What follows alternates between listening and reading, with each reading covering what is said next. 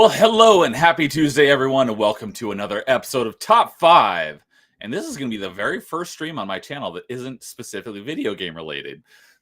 Jason's like, hey, do you, because he set this one up, and he's like, hey, do you want this on your channel? I was like, yeah, what the heck? So since we're past like my 1 year, it's like, let's expand a little bit. But I already see that my good buddy Carl of the RNG podcast is already in chat. What's up, Carl? Tonight, we are ranking our top 5 favorite summer blockbuster movies. So this is going to be fun. So, Jason, how are you doing tonight? I'm doing pretty good. I've had a pretty busy week or two, so kind of nice to have a relaxing talk about movies and have some fun with everybody tonight. Yeah, well, cool.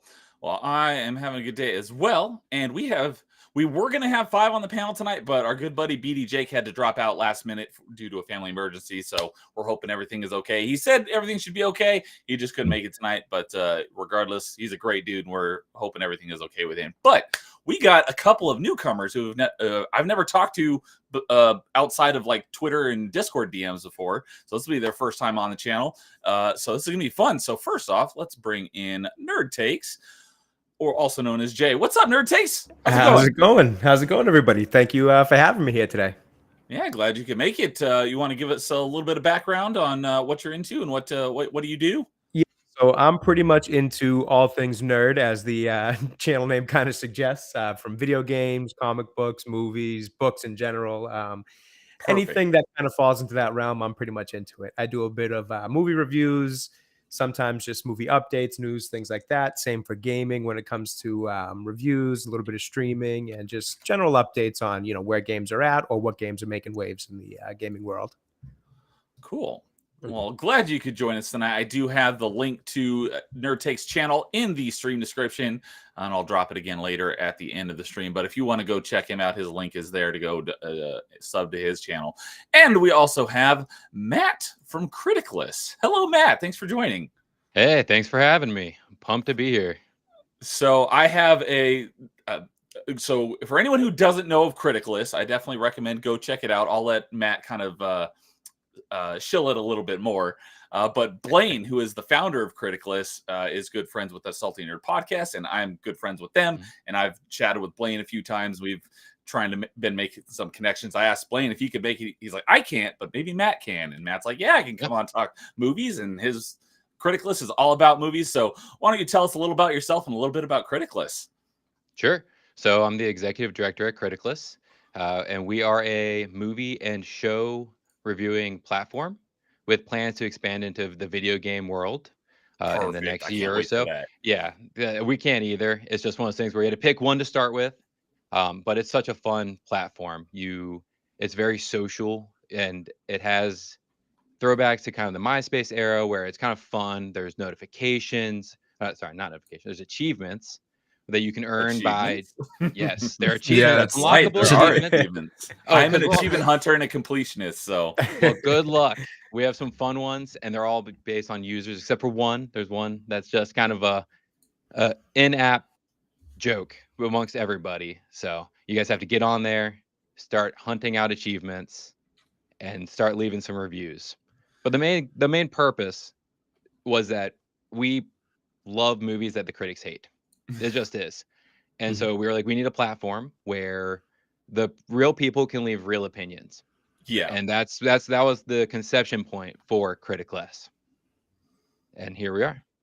Yeah, so it's been growing big over the last, how long have they been around? It's probably been maybe about a year since I knew about it. Yeah, I think we're coming in on a year now. And we, like you said, we've been tight with the Salty Nerds. They've really helped us shine a light on our platform and help us get out there. So with this whole hiding of the audience score with the Acolyte recently, have you guys seen an influx due to that? Yeah, we do. And that's the thing is, so there's another app that you can review movies on, but they don't do shows. And we do shows. Okay. So we have seen a lot of people come in, and our rating scale is heinous to most excellent. With a couple other in there between. And yeah, the Acolyte is sitting at a very low heinous. A solid heinous, I'm sure. Oh yeah. Yeah. We've actually talked about maybe like adding a like an A+, but do a version of that. So it'd be like a heinous minus or something like that, or like something that's sitting at like a 0%. Just call it the Acolyte. Yeah, the new rating. That should be the award title. You're Just right. the We need to come up with a Acolyte. new achievement called the Acolyte. That'd be hilarious. That Well, would be. thank you. Glad you guys could both join us for a movie talk. Yeah. A movie top 5. Most well, I would, because my channel is basically all video games. Jason is very video game focused, but he does more than that. So a lot of our top 5s have been video game related. We've done a couple that have not been, but I think this is the first one that's movie, because you did top 5 comedy movies when I wasn't able to make it. Have you done another one of movies? I don't think I've been on a movie one yet, so this is gonna be fun. So, all right, well, we'll get on into it and get into our top 5s. And so, I don't know about you guys, but when I first started doing homework for this, I had a list of about 40 movies that I had to narrow down to about 15, and then I narrowed it down to 5. Plus, a few honorable mentions. So, was that pretty tough, or was it pretty easy? Oh, well, so I kind of had a foot up, not to tout Criticalist a little more, but there's a list function in there, and I'd already created a list of my favorite movies. Okay. So all I had to do is start at the top of my list and go, was this a summer release? Was this a summer release? So I had it a little easier than I think you guys did. That'd be a little easier, because on Criticalist you can create any sort of list that you want. So that's a good way to start. I think that was actually one of the hardest parts for me, was remembering, like, when did this come out? Was this just on the cusp of that May time? Did it come out in March? Was it, so remembering whether or not it fell into the right time frame was probably the hardest part for me. All right. So, all right. Well, we'll get into our number 5s. Sorry, I'm not professional enough to have any cool graphics yet, but I'm working on it. I just had my channel anniversary a week or so ago. So I'm looking to step up my YouTubing game here in the upcoming congrats. year. And I just hit 200 subs on my birthday, which was also last week. That's awesome, man. Congrats. So, all right, well, we'll get into our number 5s. Does anyone want to jump in and go first with their number 5? I think we just got to keep the thing going, and usually I'm the number 1 person that goes, because I have usually the off. I usually have the off-topic takes and everything like that, because my top 5 lists, they are a mixture of, yes, they are critically better movies and all stuff, but I mean, I always put my list is like, if I'm going to watch these movies, or if I'm going to make a list, I'm going to make these 5 my movies that I watch. So my number 5 and number 4, usually people always say, like, how is that on your list? That shouldn't be there. So I always get the the brunt of everything. Yeah, I always get the brunt early, so I might as well just keep it going. But this top 5 literally was my hardest top 5. Really? Okay. Yeah. I, just like you, I had like 40 movies, but all 40 of my movies came out in the summer. Because I remember going to the theater all the time. My thing was, when I was a kid, I went to the drive-ins. So all these summer movies I saw at a drive-in, and then I saw in a theater. So all these movies I wrote down, I was like, geez, how do I break this up? So I think I've been to this drive-in twice, and I live literally across the street from one. Oh man, I would be there I would be there all the time if I were you. So my number 5 was really a revolving door, and it didn't get solved until July 3rd. And I say July 3rd because a movie came out on July 3rd on Netflix, and I watched that movie, and I'm like, man, I really love this franchise. And then I put Beverly Hills Cop 2 as my number 5. Okay. Oh, you're talking about the new Beverly Hills Cop that just came out. I watched that one July 3rd when it came out, because I mean, I love the franchise to death, and I was like, man, I'm gonna watch it. It's gonna be hopefully not Coming to America, Eddie Murphy style, but I watched the new one. I'm like, oh, man, they actually really did a good job, and I love this Axel Foley character. So then I watched 1 through 3 all like over and over and over again. I actually was just watching 2 again to be like, all right, it's 2 for sure my 5, because again, I have 13 other honorable mentions that could easily be there, but I'm like, man, I really just have fun with this movie. I love the Axel Foley character. I love like what he does. I love like the buddy cop movies and all that stuff, which is one of my favorite things. An action comedy, or if you're one of those, I'm probably gonna watch you all the time. But yeah, Beverly Hills Cop 2 is great. The first one was really good. 2 just felt like you knew it was going on and you were just in for the ride. For one, you're like, okay, I got to get to understand these characters and go on there, which one's great. But two's like, okay, Axel Foley's this crazy cop that just comes up with these schemes, comes up with this stuff. He's trying to solve a case in Detroit. Nope, he's got to go to, Beverly Hills to figure out another case that he shouldn't even be working on. And then there's just insanity ensues. And yeah, so I put 2 as my number 5 just because, again, I remember seeing that at the drive-in. And I mean, again, I just watched it 3 times in the last couple days after watching Axel Foley, and again, if you haven't watched Axel F yet, please do. It was really, really good if you're a fan of, the franchise. Okay. Yeah, I have not seen any of the Beverly Hills Cop movies. I know they've just been one of those things like I've always wanted to. I just never gotten around to it. So it's good to hear that this new one sounds like it's pretty decent from the sound of it. Yeah, I'm actually working on a review of it. I enjoyed it. I really I'm actually a bigger fan of Beverly Hills Cop 1, and then I have 2 right behind it. 3, I actually have not seen. That one slipped by me, and everything I hear, it's not people's favorite of the franchise. But Axel F, I was really surprised with in terms of, not to go off too much on a tangent on Beverly Hills Cop, but in terms of a franchise that's over 40 years old and 30 years or so since the last one, when you hear they're making one, you're kind of like, is this gonna be good, bad? What is this? Is this just a cash grab? And I really enjoyed it. I thought it was a nice kind of tribute to what the franchise was. Sweet. Maybe I'll have to get through all those at some point this year. I don't watch that's what I a was lot of thinking movies too. anymore.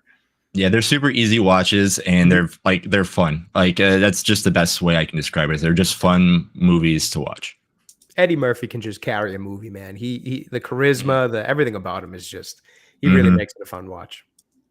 Okay. Cool.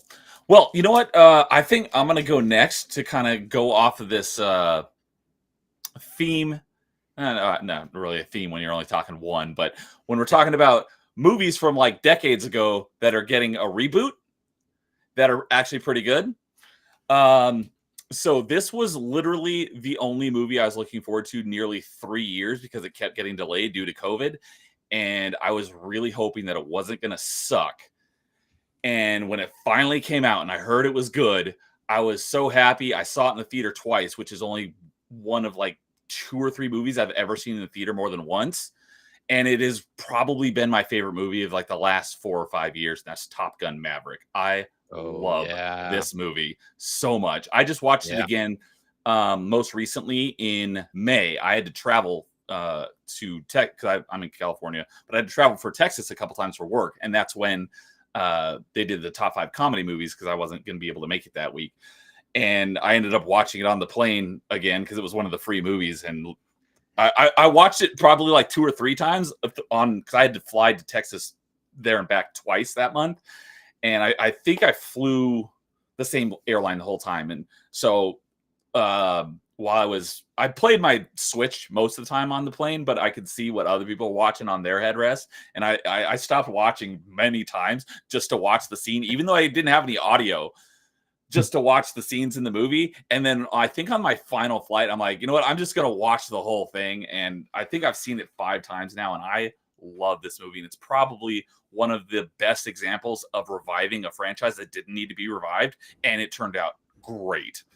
I loved this. It, like I said, we basically didn't have any blockbusters for, a few years due to COVID. Coming back and having that be kind of like in my opinion, the movie that kind of kicked off the summer again after things were back open again. It was just great. And I just was so happy that it was such a good movie. Yeah, that was a great movie. I agree. Yep. I actually have not seen that one yet. Been meaning to for years since it's come out now, and I really got to get around to it because everybody I know who's seen it loves it to death. And I think, though, even without having seen it, one thing I can definitely respect about it is exactly what you just pointed out, which was that it really felt like a coming back to the movies moment, especially after COVID and, and even some of the stuff that was first coming out during those that period of time when it was, like some of the Marvel stuff that was coming out that wasn't really doing very well and all this stuff. That was the first, I don't know if it was definitely the first $1 billion movie. I want to say it is off just kind of general memory there, but it made a ton of money. It got people excited to go back to the movies. And that alone was something to really respect about that film. Yeah. And what they also did was that they were one of the first movies not to go to streaming within like 30 days. Right. They That held out. day at home release thing that everybody was doing. Right. Yeah. And one thing that always blows my mind is that they used real jets and stuff, and they kept the budget under whatever, I think it was Thor Love and Thunder, which was all shot on a CG stage. And that cost more than flying real jets. Right. Well, go look at the budget news that came out for the new Captain America movie coming out just recently, somewhere of like upwards of 350 million or something like that with reshoots and all that. It's like, wait a minute, they used real jets and got away with a cheaper budget? Interesting. Yeah, we need a return to movies that have much smaller budgets, because that's the biggest problem is these gigantic budgets where you have to make $1 billion just to break even. Right. Like it's just gotten out of hand. I've seen some people because I haven't seen it, but I've heard that the Godzilla -1 was really good and it was like a super low budget. It's funny seeing people now like, instead of saying like how much the budget was on a movie, how many Godzilla -1s was it? Right. Right. Like, Such a good unit of measurement. Acolyte was like 12 Godzilla -1s or something like that. You even look at something like She-Hulk, I think was like 225 million total for a streaming service show, which had no chance at ever making money back as it's not a theater release. And just you look at the effects in that and it's like, wow. I mean, even the Godzilla -1 what Disney's doing. Right, budget wise, I mean, throwing there's a lot of questions to what they're doing, but even Godzilla -1 compared to the recent Kong and Godzilla film that just came out from Warner Brothers. That movie is so CGI heavy, and it's just so overly done that it feels a lot like bad video game CGI or cutscenes rather. And you compare that directly to the Godzilla -1 movie, which came out just months prior, and it just blows it out of the water in terms of look and feel. It's like. It really makes you wonder how they did so much with so little versus how these guys fumble the bag with so much at their disposal. Yeah, that's taking that same concept and just talking about video games for just a brief second. Craig from Side Scrollers had a great thing a couple weeks ago where he's talking about like if someone gave him like $25 million to make a game, it's like, no, I'm gonna make $5 million games instead of one $25 million game. It's like you can make great stuff with low budgets. You just gotta know what you're doing. And Godzilla -1 is a great example of that. I think it stems from having actual passion for what you're doing instead of trying to copy things. You look at even something as small as the Power World game that had such, I know it's a little, up, it's been a little down since its release, but it was a small budget and it made a ton of money because there was passion for the project. The developers really were interested in what they were doing, and they made a very, basic game. It wasn't the most in-depth thing. I think you saw how it kind of faded out of the limelight a little bit, but they're still working on it with all the revenue they made. But it was that passion behind it that made it such a hit. And the same thing for Godzilla -1. It was the passion of actually making a Godzilla movie true to being a Godzilla movie versus wanting to make an Avengers in the monster universe. And you saw the difference there. Yeah. So, all right. Matt, you want to give us your number 5? Yeah, let's do it. So, Pirates of the Caribbean, Curse of the Black Pearl. Good one. That was on my original list of like 40 that I narrowed down. Yep, same here. Yeah, I was wondering like how many we're gonna like end up being like, dang it, that's my next movie. Yeah, I mean, this movie is just a fantastic movie. And it's so crazy because if you think about it, it originated as a ride in Disney World. And then they made this amazing movie. And it who had a hope for that based on a ride? I actually did not know that to just now. I did not realize it was based off a ride. No kidding. Yeah, that ride has been around for a long time. No kidding. Yeah, I remember going on that ride when I was like, same here. Yep, everybody. Since you guys all have that memory, I missed that one. Yeah, damn. I'm in my upper 30s, and I don't know how old you are, Matt, but I went when I was in Disney. I went to Disneyland probably when I was like 5 or 6, and I remember riding it, and it was not a new ride then. Yeah, I'm in my mid 30s, and the same. I remember after this movie came out, they then redid the ride to match the movie more. Oh, that's because right. This movie did so well for them, and I can't blame them. Like, this movie is such a fun movie. And that's the problem. My list is going to be fun movies. And not a serious movie here, just to let you guys know ahead of time. Yep, mine's the same. No, that's all right. It's fun. All stuff that was fun and brings back nostalgia. Whatever you want to do. I forgot to mention, I was going to say at the beginning of my before I gave my fifth, I was going to say originally when I was making my list, I was only going to make it movies I had actually seen in theater during the summer, but I was like, there's too many good movies that came out in the summer that I didn't see in theater, so Yeah. I'm not limiting Yeah. myself to that. I I did thought about limit that too. myself to that, but thought about that same thing.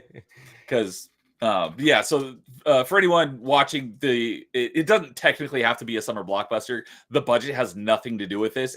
It's basically just what were your top 5 favorite movies that came out in the summer release window from like May to August. So it could have been a box office bomb. It could have been a terrible movie that you just love. But summer blockbuster just made for a great headline. Yeah, I mean, so- summer blockbuster can mean anything to anybody. Like for me, like I like action movies and a lot of that stuff. So again, fun is the best description that I can think of. Like if you go to the movie theaters, you want to have fun, these are the movies that you're gonna watch. So Matt, I agree 100% with your list. That's pretty much what mine is too. Yeah, and it's like I said, it's personal favorite, so it's totally up to you, and you could set whatever limits you want on yourself. Like when we do video game ones, I usually try to limit myself to 1 game per franchise if we're doing something that spans multiple franchises. But if you wanted to do if all of your favorites in this whatever the topic is all come from the same franchise, you could do all 5 of them from the same franchise if you want to do. It's totally up to you. So yeah, it's all I did hold myself to 1 per franchise if a franchise was involved. That's what I typically like to do, just to keep things mixed up a little bit. So it's not like all of my picks are from the same franchise. But if you wanted to, that's totally cool. So Pirates, Curse of the Black Pearl. That was a good one. Yeah. Had way better than it had any right being based on a ride that had been around for who knows how long prior to the movie. Right. I mean, the cast is what made that movie. I mean, there's also the CGI. It's just a great movie.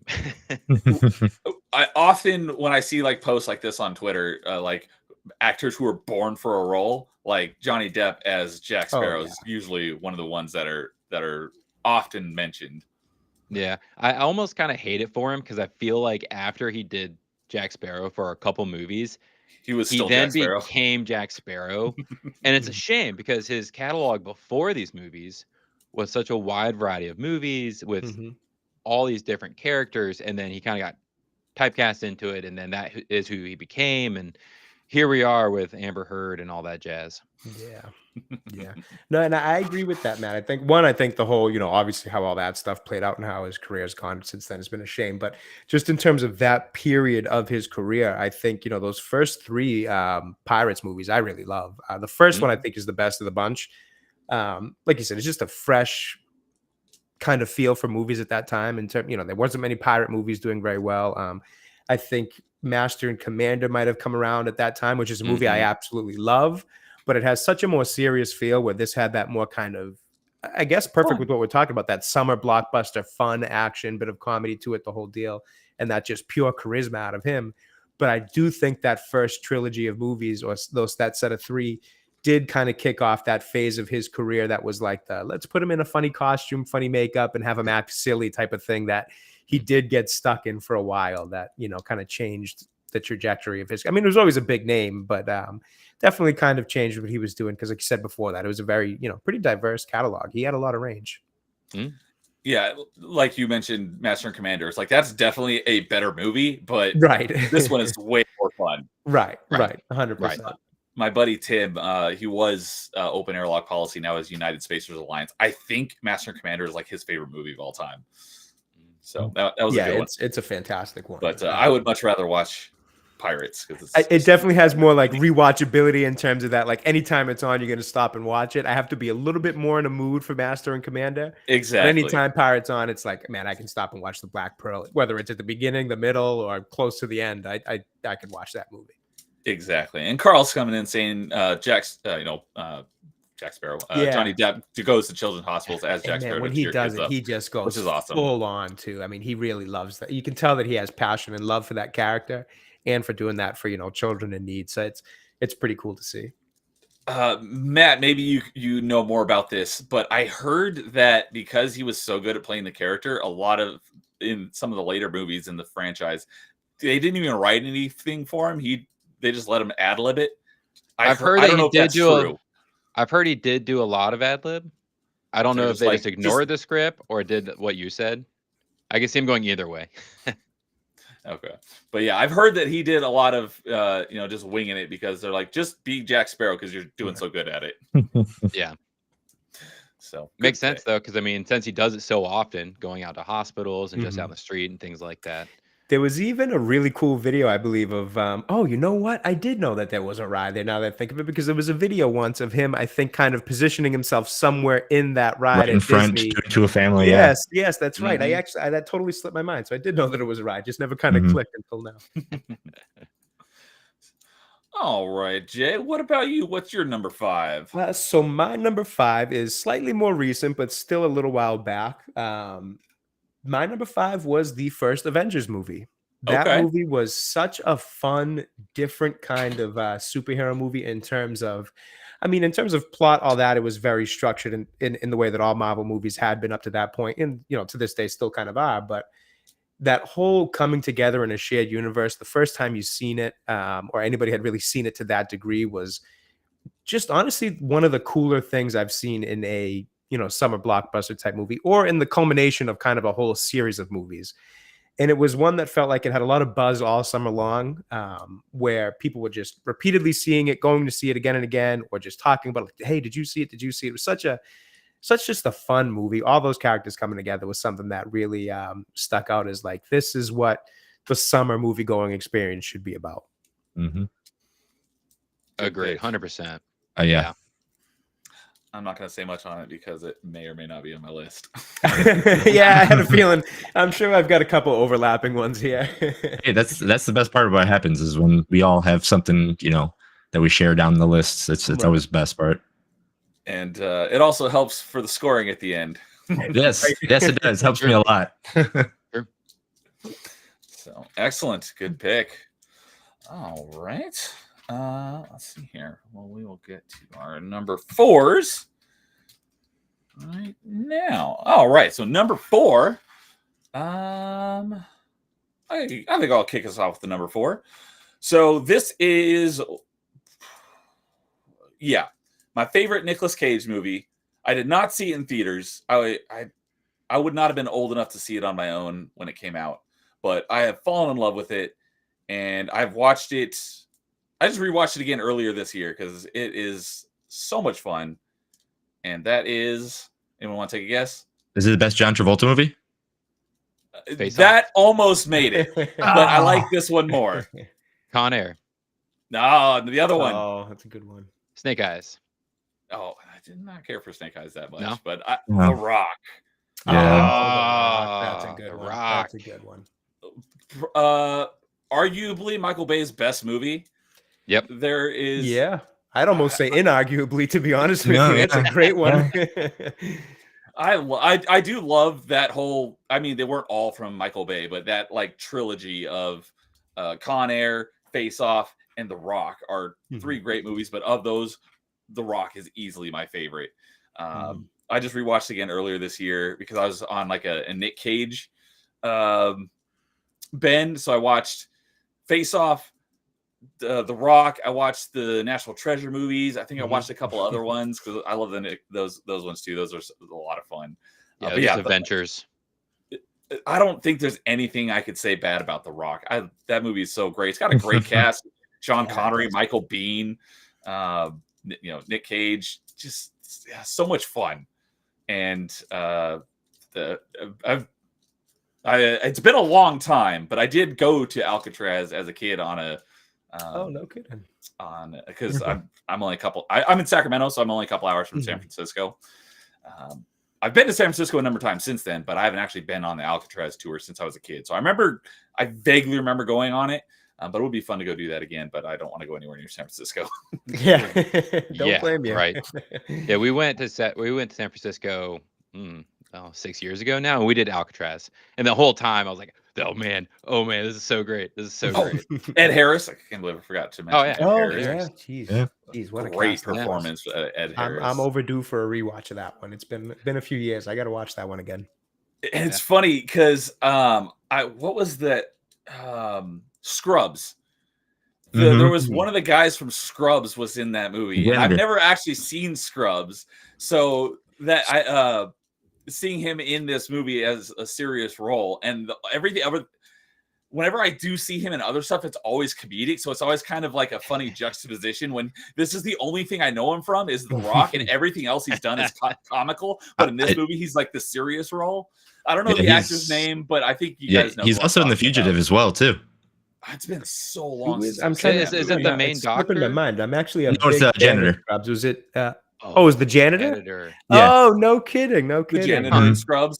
Yeah, because he's in that show in the middle too, which I believe is like a funny family show. Yeah, he is typically comedy. Scrubs, by the way, side note, Scrubs is a phenomenal show. I don't know if oh man, can, but that's true. I love this. I love Scrubs. Oh, it's so good. It's so much more than just a comedy. It's such a well-written show. On that, I don't want to go off on a whole Scrubs kind of side note here, but love that show. Fantastic. No, the season finale, the original season finale of Scrubs before they went to ABC. Yes. I mean, I was fine with the new doctors, whatever. It's fine. I liked watching shows, but like having JD walk out and then you see his future and all that stuff and that time thing in his head, and then oh man, so good. Phenomenal that you just brought that up because I actually I just got married this past Saturday. Congratulations! Thank you. And actually, we had a string quartet, and one of the songs I had them play was "The Book of Love" because of that scene from Scrubs. Because nice Book of Love in that scene, and just him looking to his future and all that, and seeing all these things. It's one of the best written finale scenes I think in any show that I've ever seen. And after the wedding, I was actually watching it again on YouTube that same night. Cause I'm like, man, that really just strikes such a chord with me. And hilarious, what a coincidence you'd bring that up right now. It really it was good. So good. And the other, I don't know the actor's name, but I think he was also he was the coach in Remember the Titans. He did a great job in this movie. And then one of the Marines on Ed Harris's team, he was the black guy. I think the actor's name is like Bokeem or something. That dude has not aged in like 30 years. He was Shocker in Spider-Man Homecoming. And he had not aged like a day since The Rock. It's like, what is this guy on? It's like he's taking the same stuff that Tom Cruise is on. Honestly, God bless him. And Keanu Reeves. Well, Right? Still not convinced he's not a vampire, but I was just thinking about that. One little fact. That's right. About The Rock. My wife's uncle is in it briefly. He was living in San Francisco at the time, and he was in the Navy, and he just saw a casting call for like military-esque looking dudes, and he was an FBI agent, and he opens the door in one of the scenes. And you see him for like a brief second. Every time we're watching, like, hey, that's him. That's my uncle. That's pretty awesome. Cool. Yeah. So, yeah, I didn't get to see The Rock in theaters, but it has become one of my favorite movies. I love that movie. So that is my number 4. That's a good one. Let's do reverse clockwise. So we'll go down to you, Jay, and then we'll work our way back around up to Jason. Okay, so my number 4 is a bit of kind of probably one I'm thinking nobody else might have had on their list because it's a little bit more family, not so much that it's family friendly, but it's a little bit, it strikes a chord for me from when I was a kid, and it is Shrek, the first Shrek movie, which I believe came out early in that summer season of like 2001 around May. Mm-hmm. I absolutely adored this movie Shrek when I was a kid. The tandem between Michael Myers and his voice acting with that charisma of Eddie Murphy that we were talking about earlier. And honestly, the humor is just to this day still funny, whether you're a kid watching it or you're an adult or a parent watching it with your kid. There's so much like hidden stuff in it that a kid wouldn't pick up on that an adult would. Like there's that hilarious scene when Lord Farquaad is kind of looking in that mirror, looking at his future wife, Fiona. And he kind of has a little moment where he, kind of lifts the blankets and looks at himself. And it's just this hilarious little reference to something that as a kid, I never understood. Then I watched it as an adult and I'm like, oh, I see what they were doing there and got a good laugh out of it. And there's just so much of it. That movie was one of my favorite animated movies. I know it's not quite the blockbuster feel in terms of, explosion, actions, things like that, but it is one of my favorite animated movies of all time. I can't wait to have kids one day so I can watch it with them and see them enjoy it too. The music in it's great, kind of how they use a mix of different songs from at that point, things like Smash Mouth, which really kind of capture early 2001 pop culture. to the Pina Colada songs and all that. It just was a brilliant movie to me. I really love that one.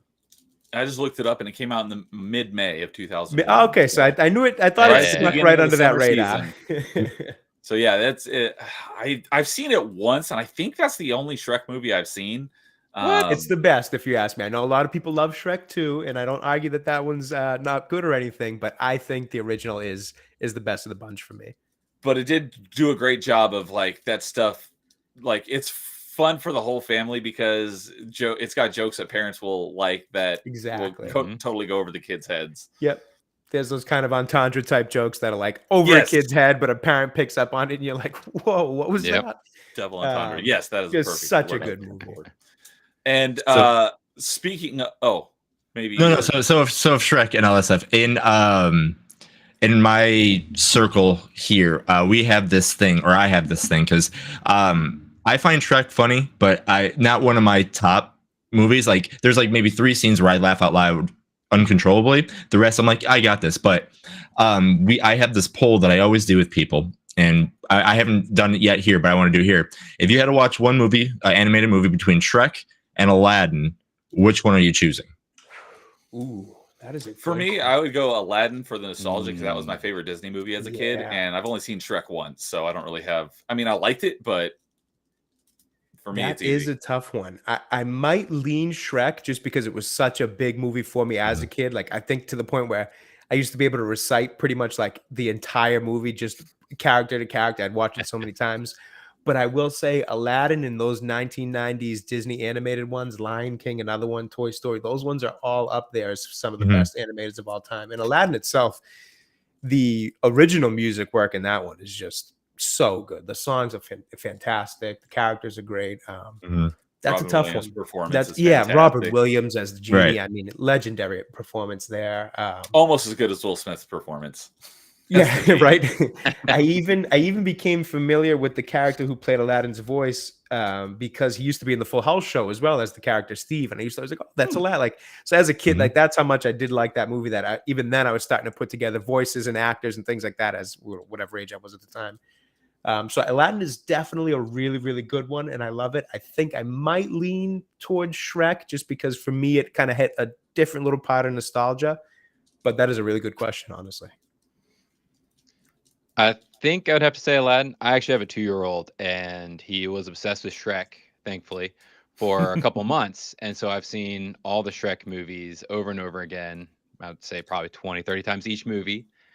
And I loved Shrek when it came out, too. So it was definitely a great movie. And you're right. Like, but I did watch Aladdin a ton when I was a child.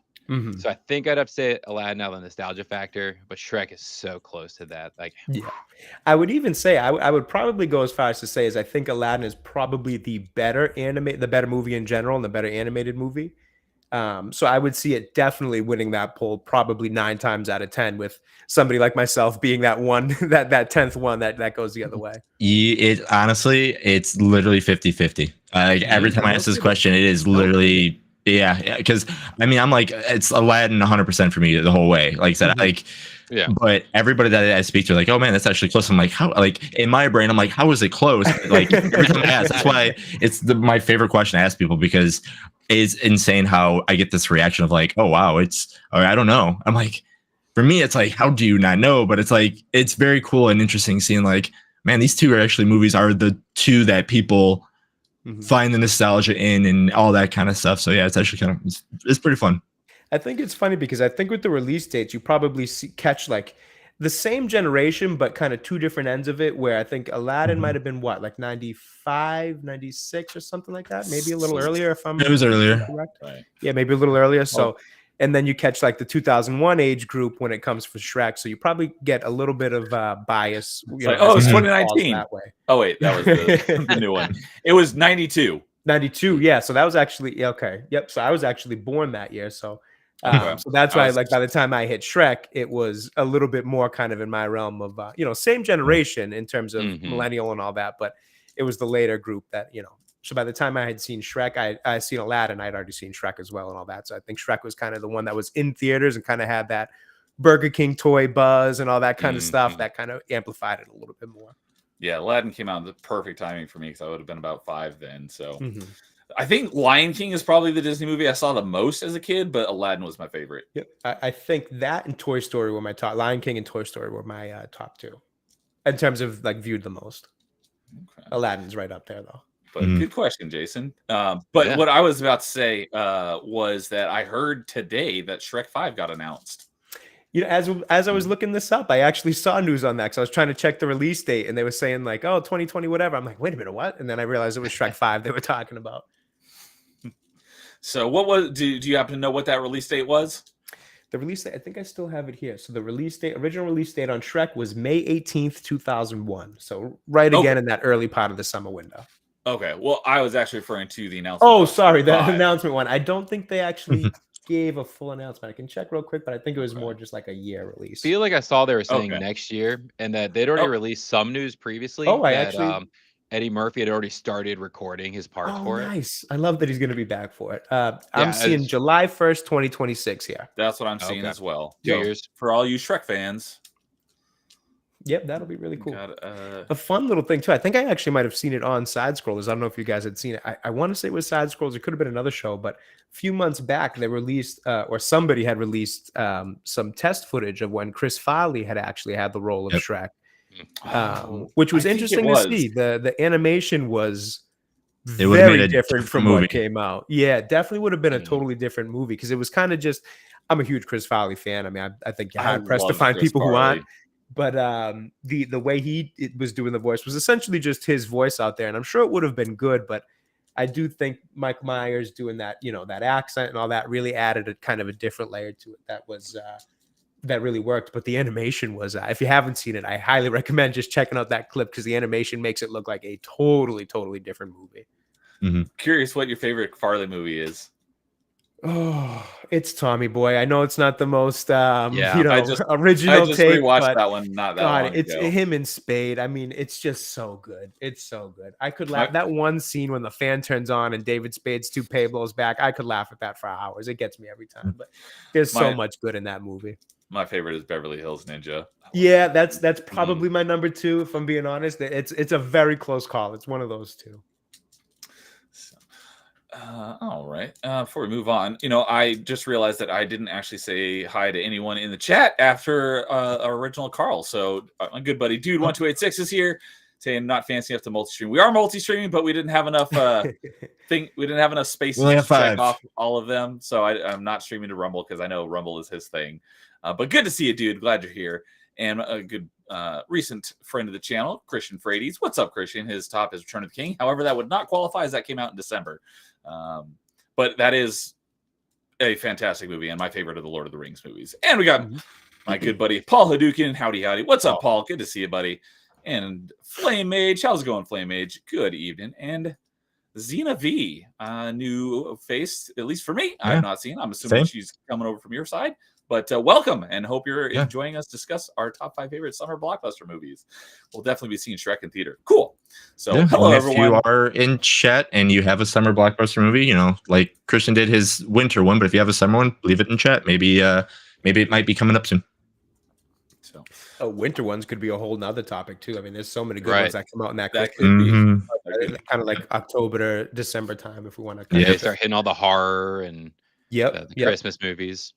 Yeah, if we did like end of the year, like October to December, for me, I would have to limit myself to one per franchise. Right. Be Lord of the Rings. Exactly. I was just gonna say, when I think of movies at Christmas, it's Lord of the Rings. I think of it, that's just it for me.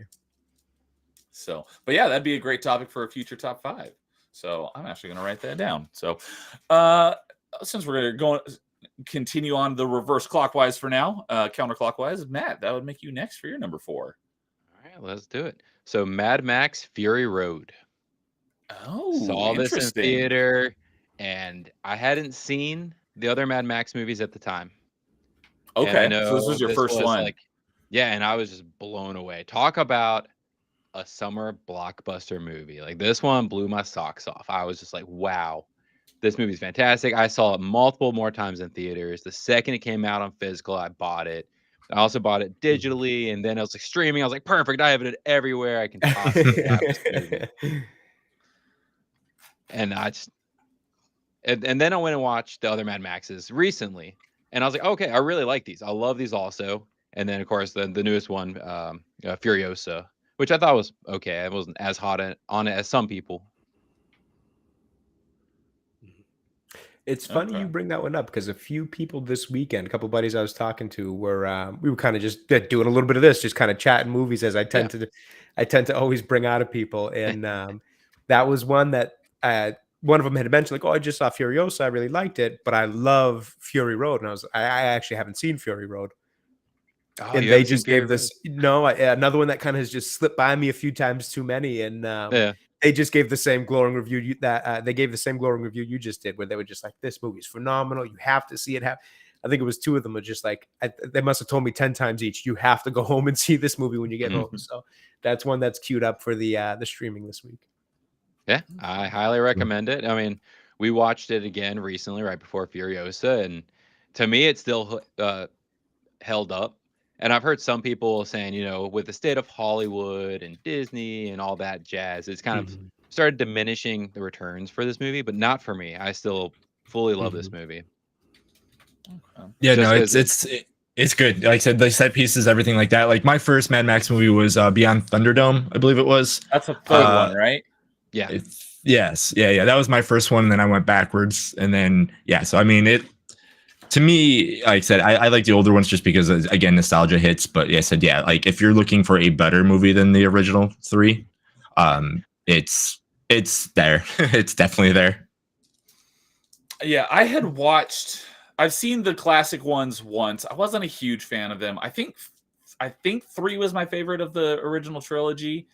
I did see Fury Road. I thought it was all right. I haven't had any desire to watch it again, but I definitely would say it's definitely one of those summer blockbuster type movies for sure. And I haven't seen Furiosa, and I don't know if I ever will. But I know a lot of people love Fury Road. So, yeah. My problem with Furiosa, and this happens for me with a lot of prequel movies, is you already know what happens. Because this is a prequel to, or Furiosa is a prequel to Fury Road. So I'm like, okay, well, I know where this ends. Which to me lessens the enjoyment of a movie. Yeah, it's like I know this character is in the other movie, so I know that they don't die or anything. Right.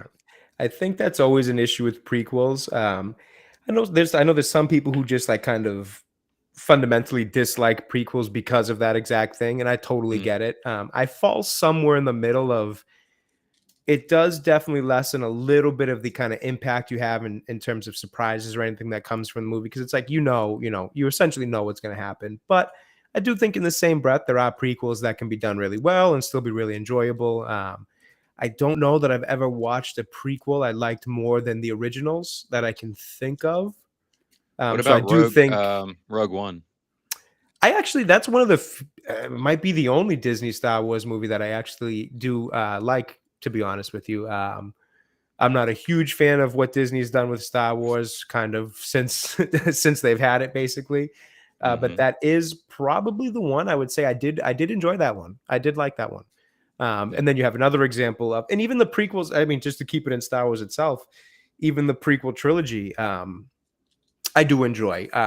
Again, kind of came out when I was a kid, so I wasn't super critical of them back then, kind of just watched them and enjoyed them type of thing. But even just rewatching, I rewatched them. I was, a little bit sick the past couple of weeks. I was home watching some movies, and I rewatched them then, and I do still enjoy them. So, and where everything's going, and watching a prequel that you've already seen, you extra kind of know where everything's going. But I do still find them enjoyable. So those ones I thought were, I did enjoy Rogue One. I like that movie. You kind of know where it's all going to go and end up with the whole plans of Death Star and all that. But it was still good, and I still enjoyed it. And then you have things like Solo, where it's like, this one didn't quite, work the way you would have wanted it to.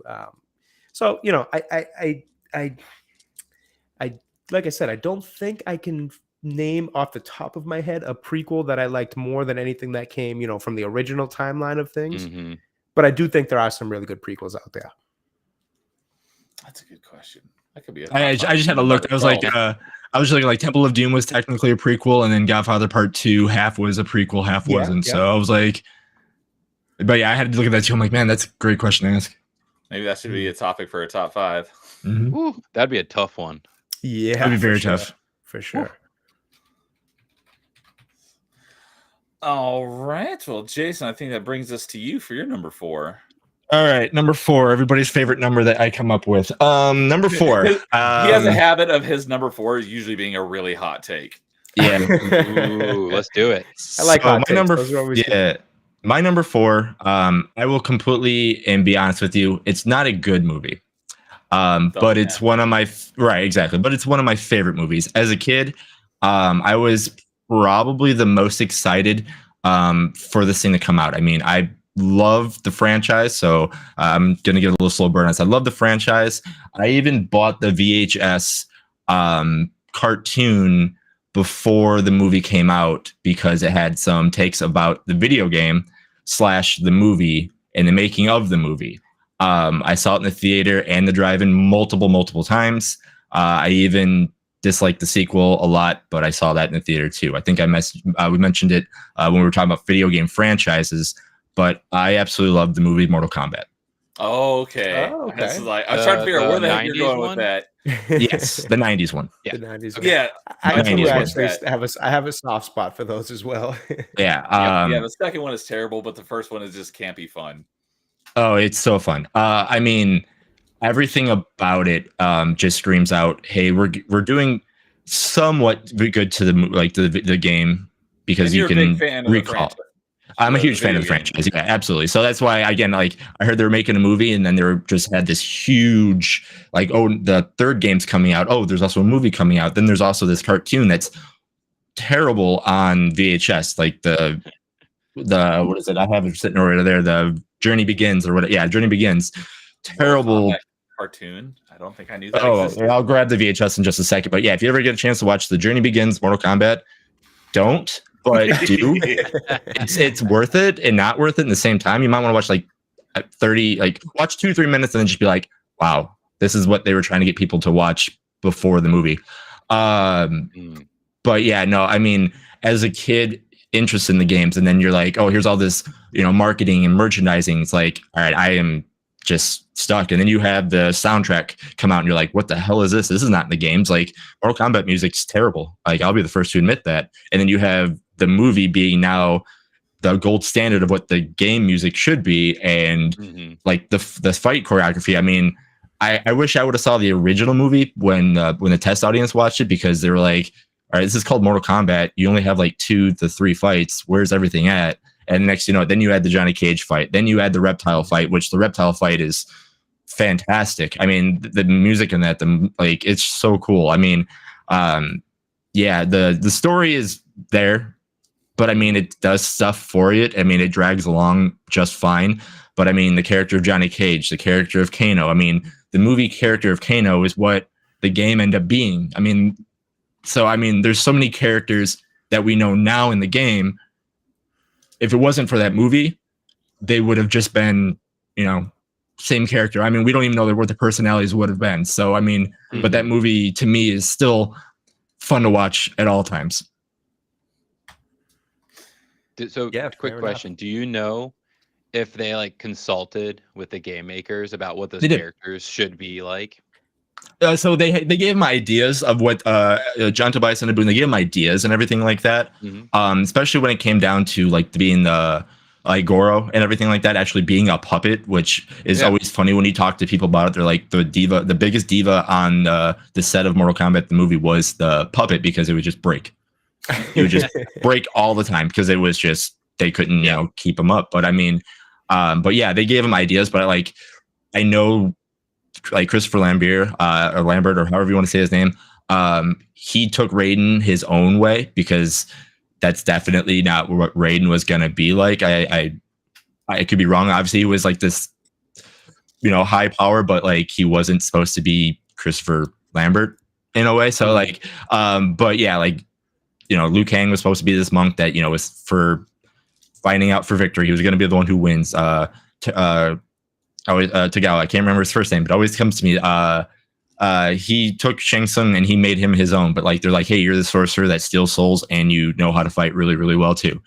But you're just really old. Jax was just this extra guy that we knew that he was in. You're like, look at him like, what the hell is that's not Jax that we know of, but like he ends up becoming terrible Jax in the next movie. So we'll take what we get. And then Sonia, Bridget Wilson. She wasn't expected, especially be in the movie. It was supposed to be Cameron Diaz, but I think she got hurt, and then Bridget Wilson was the next person that was on deck to be it. So she was there. But yeah, like they have ideas of like, hey, you're this kind of character, and then Paul W.S. Anderson did his thing because that's what he does. Was he the director on Mortal Kombat? Yeah, he was. I did not know that, but that makes a lot of I didn't sense. realize that either. Yeah, Paul W.S. Anderson, he does all of his things. Like, and the sad and funny thing is, like, my two favorite franchises in video games, he's done the movies, and it's like Resident Evil. I just have to like just grab something. Please just don't screw it up too bad, and then you'd start screwing up really bad. I'm like, great, because he's actually married to Mia Jovovich, right? Did they meet because of Resident Evil? Because she's been in like all of his movies, so I'm assuming she wasn't in Mortal Kombat because they didn't know each other yet. She wasn't. Well, she was in that one, but she was in. She wasn't with him yet. But yeah, any video game movie she's in with him that does it. Like there was Monster Hunter that she was in. There was a lot of. Right, that's right. Yeah. So.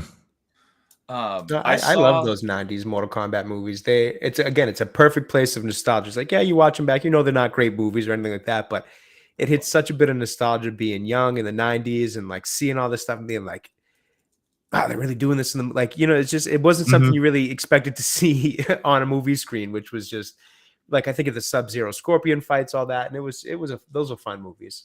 And I love that that theme that they created for it, that classic Mortal Kombat. It was actually one of a buddy of mine learned, it was the first song he learned how to play on piano was the Mortal Kombat theme of all his choices. So it was it's a very, and to know that it had such influence on the video games, which I didn't realize is cool, because I do feel like it alone had a pretty big impact on pop culture, even for not being great movies. That score is iconic, that song's iconic.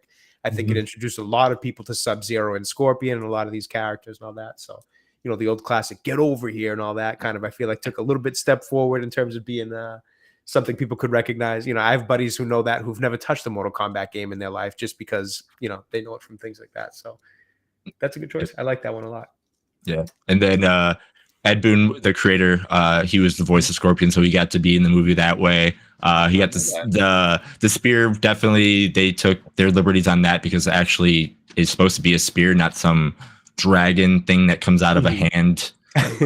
But yeah. And then this is, like I said, if you ever have free time and you want to watch something with terrible computer graphics, I don't even want to call it CGI, but yeah, this is a movie I was talking about, the other one, but the animated one. Yeah, this is the thing that tells you all about the movie before the movie came out.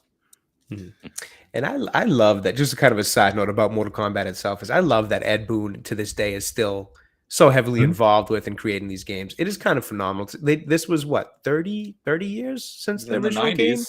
Something. I want to say Kombat. Was it? Geez, yeah, because I remember they 92 or 93, 94. So yeah.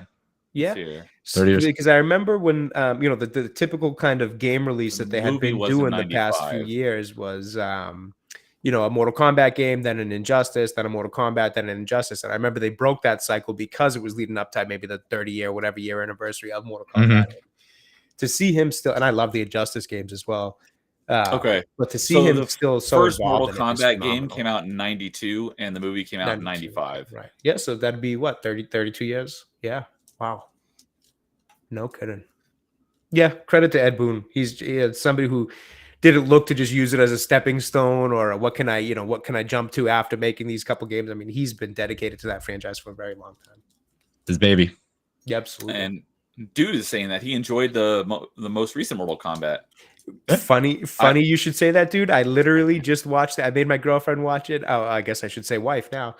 We watched it. We watched it just last night. And it was funny because when I first watched it in 2021, I hadn't really started looking at movies and things in the more critical light that I do now. I did get a little bit odd at some, like they like to say, the key jangling of, you guys know this, you remember this, and this looks familiar to you type of thing.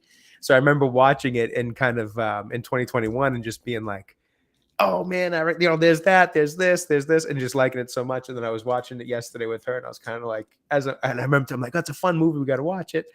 And she's like, I don't know. And then we finally watch it. And I'm kind of like, as it's going through, I'm like, crap, this really isn't that well made of a movie, but it was still fun enough that like the fight scenes, all that. Kano is very funny in that movie.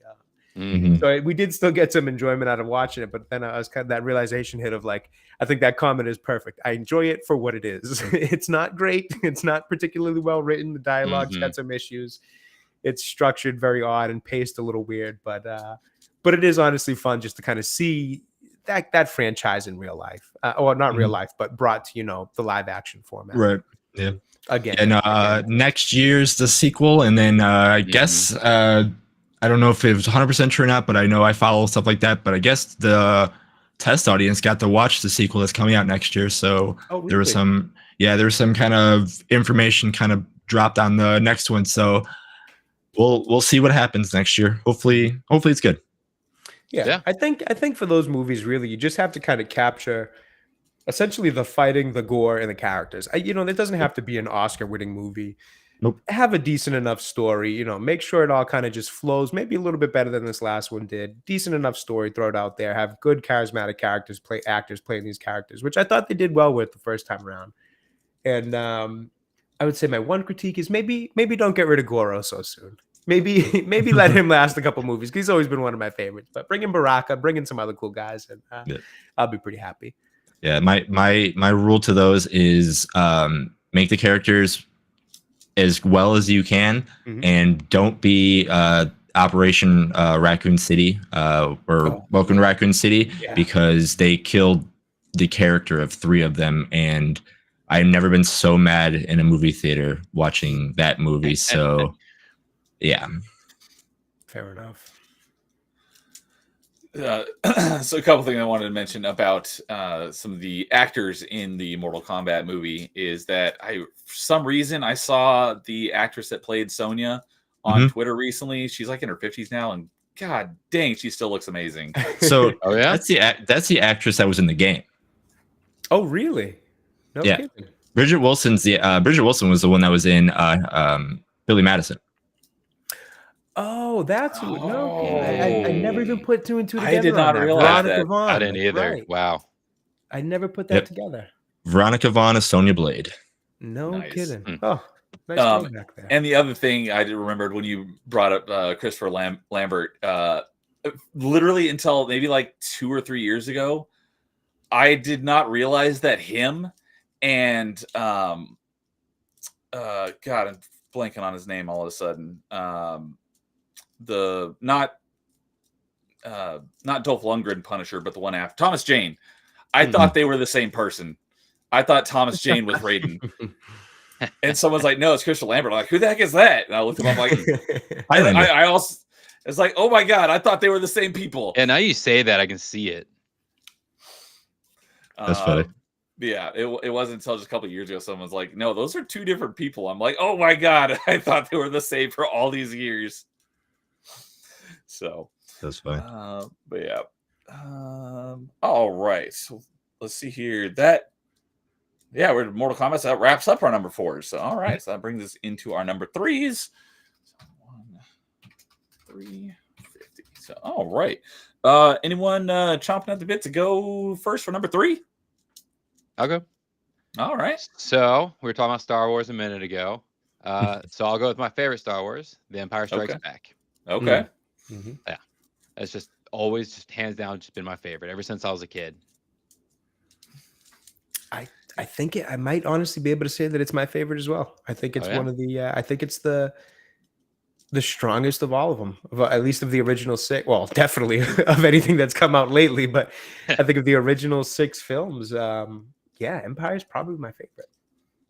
I think most people consider Empire the best.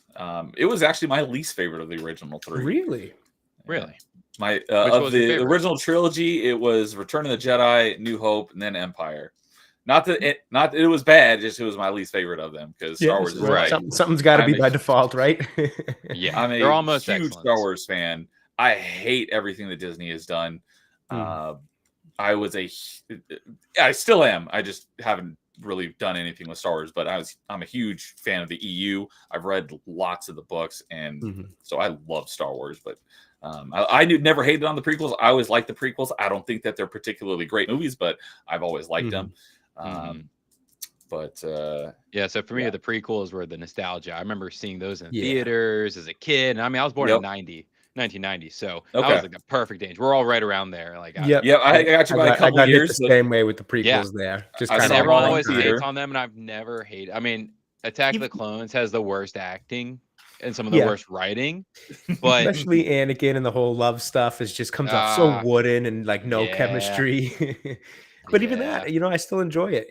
The action's great. No, I'm the same way. I came up right at the time of Phantom Menace, and even the Phantom Menace I like. Like I said, I was sick a couple weeks ago, so I watched those original 6 like for a week straight, working my way through all of them. And even watching them again, like, yeah, I know Jar Jar Binks is incredibly annoying and never shuts up and is really there, kind of for the kind of the merchandising aspect of it. But even that, you can look past it and you can just, at least I can, given the nostalgia. I know not everybody can.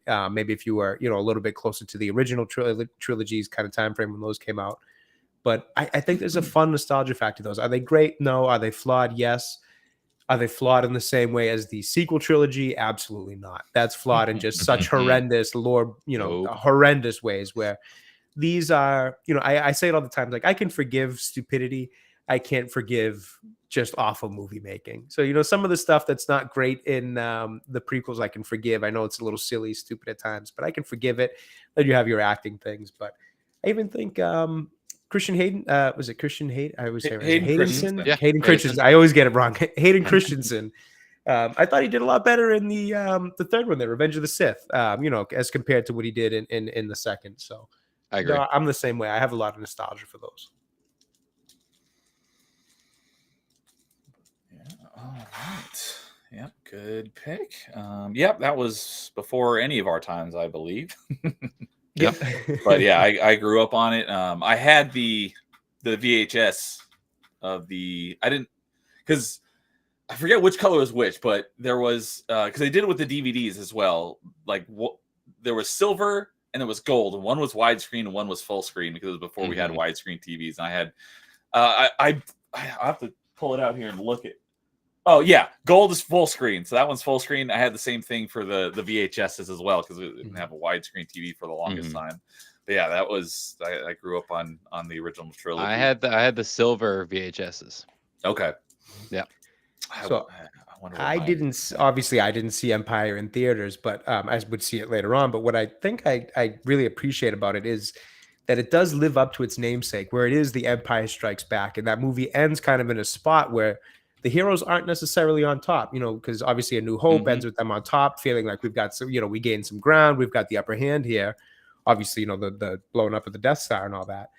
But that namesake of Empire Strikes Back wasn't just we're going to call it this, Empire's going to strike back, but by the end of it, your heroes are still going to feel like they're, with the upper hand still, and have like, things leave in a state of major concern for them.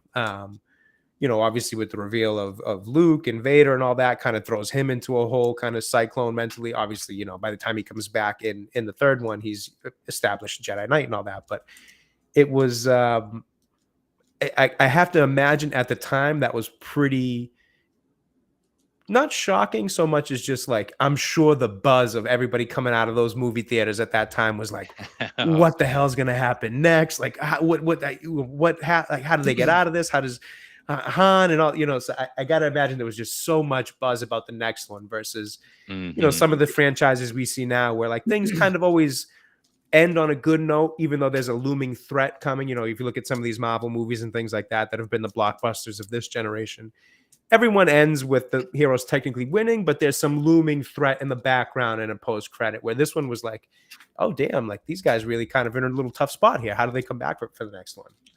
So I've always kind of really appreciated that about that movie. Yeah, ending on a low note is like a bold strategy, Cotton. Let's see how it works out for him. I think the only time we really saw that in Marvel was the end of Infinity War. Which again, it created so much buzz. They almost should have waited before dropping part 2, because there was so much buzz of like, whoa, this is the first time we've seen this. And this, at that point, 10, maybe 9 year stretch. I think it was 11 total. So maybe 10-year stretch of those first 3 phases where the heroes aren't in a good spot here with just a looming threat. They're actually in the middle of the threat, completely messing them up and not really giving them a lot of hope going forward. So that's what I think made that movie it's such a good one.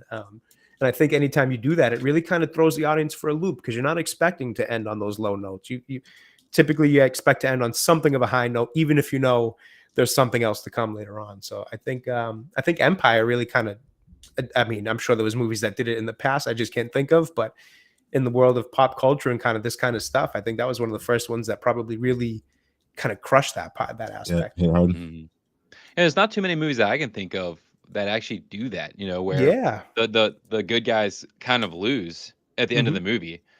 And because, most movies are set up, oh, you want to feel good at the end, like everything's all good in the world. But you're right. And I think that is what makes this movie a little bit better than the other movies, because you're like, oh, what is going to happen?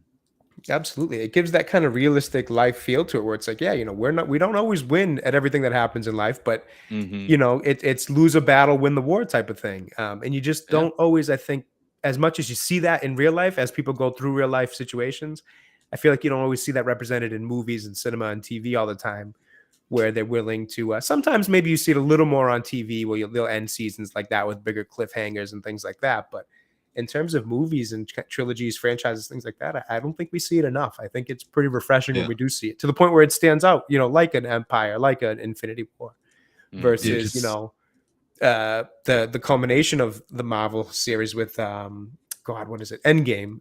Endgame was, I know it's kind of mixed, but it definitely had more of a dud kind of buzz about it afterwards than Infinity War did. Yeah, because a lot of I agree. And then the movies too that did it in the past usually were like or it wasn't as upfront. It was like, oh, is that true or something like that? Because the biggest movie that I can think about, and it's not evil or good wins, but it's at the end of The Graduate when they're on the bus leaving, and obviously they break out of the wedding, and then they look at each other like, oh, wait, this might not have been the greatest idea I've ever, and now we have to live with this face. But it's you have to, as a audience members, does that what that means after they break out? Because you can just kind of see their faces and stuff like that. But it's this was no, you're heroes. They're doomed right now. Good luck with them. And then we'll see what happens. Do they win? Right. You don't know at this point. No, absolutely. That's a great point. All right. Jay, you want to give us your number 3? Sure. So my number 3 is the original Men in Black. I just absolutely love this movie. That's another one where it's kind of like Pirates for me, where if it's on, I'll catch it at any point in it. Doesn't matter. Will Smith I know he's had a few different primes of his career, but in that 90s era, just prime of his career. Fresh Prince has already been successful. He's done Bad Boys at this point. He starred in this movie, which is just a fun sci-fi movie that, doesn't take itself too seriously. Action comedy, a bit of the buddy cop thing for sure, even though they're not technically cops, which is always fun. The charisma of him next to the somehow stoicness. That stoic almost feels like he's a wooden person, but not a wooden actor in Tommy Lee Jones. The way he can just portray that kind of seemingly one-dimensional character, even though he's not. There's a lot to him, and again, stoic is really just the perfect word for him. The contrast between the two was just phenomenal. Again, with Will Smith playing the rookie, him also being the veteran, and all that stuff. Plus, the effects look great. There's a mix of practical, a little mix of CGI. I think even the cockroach alien by the end of it and all the CGI still holds up to this day. It looks pretty good. I don't think he was CGI. I think that was practical effects, wasn't it? I thought I could be wrong. No, the cockroach at the end of the movie is completely at the very CGI. end. Yeah, it was pretty much at the very end when they're actually having that last battle. He's CGI. It looks great for being in the 90s. Oh yeah, absolutely, and it still holds up to this day.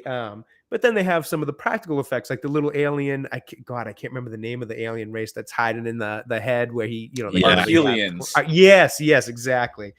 I just referenced that on a stream not that long ago. It's in Men in Black when the dude's face opens, there's little aliens. Oh, I use it as what I was talking about, but I was referencing that. In group chats. We'll use it as memes, gifs, or gifs, however anybody pronounces it. We'll use those ones.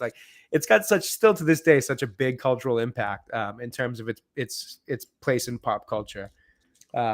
well acted, well written. The effects are great. Rip Thorne is in that as the kind of head of the MIB. He's great in it. He's Zed. The worms, Zed. Dodge Frank the direct, you can pug. dodge I mean, a ball. there's so much good about it. The water, sugar, that guy. That's something we were like. Anytime that comes Vincent up, it brings me D'Onofrio. right back to it. Kingpin. Is that D'Onofrio? Yep. Oh It is. my word! I've never noticed that. Because they do something, I Wow. can't remember what they do, but they like, pull his face back or something. So you don't Yes. fully recognize him. No My wife is a kidding. huge fan of this movie also. She's probably actually going to like kick me for not putting it on my list. But yeah, I didn't know that either. She was like punching me in the shoulder. She's like, hey, you know who that is? And I was like, Wow. no. And she's like, yeah, you do. Oh. That just blew my mind.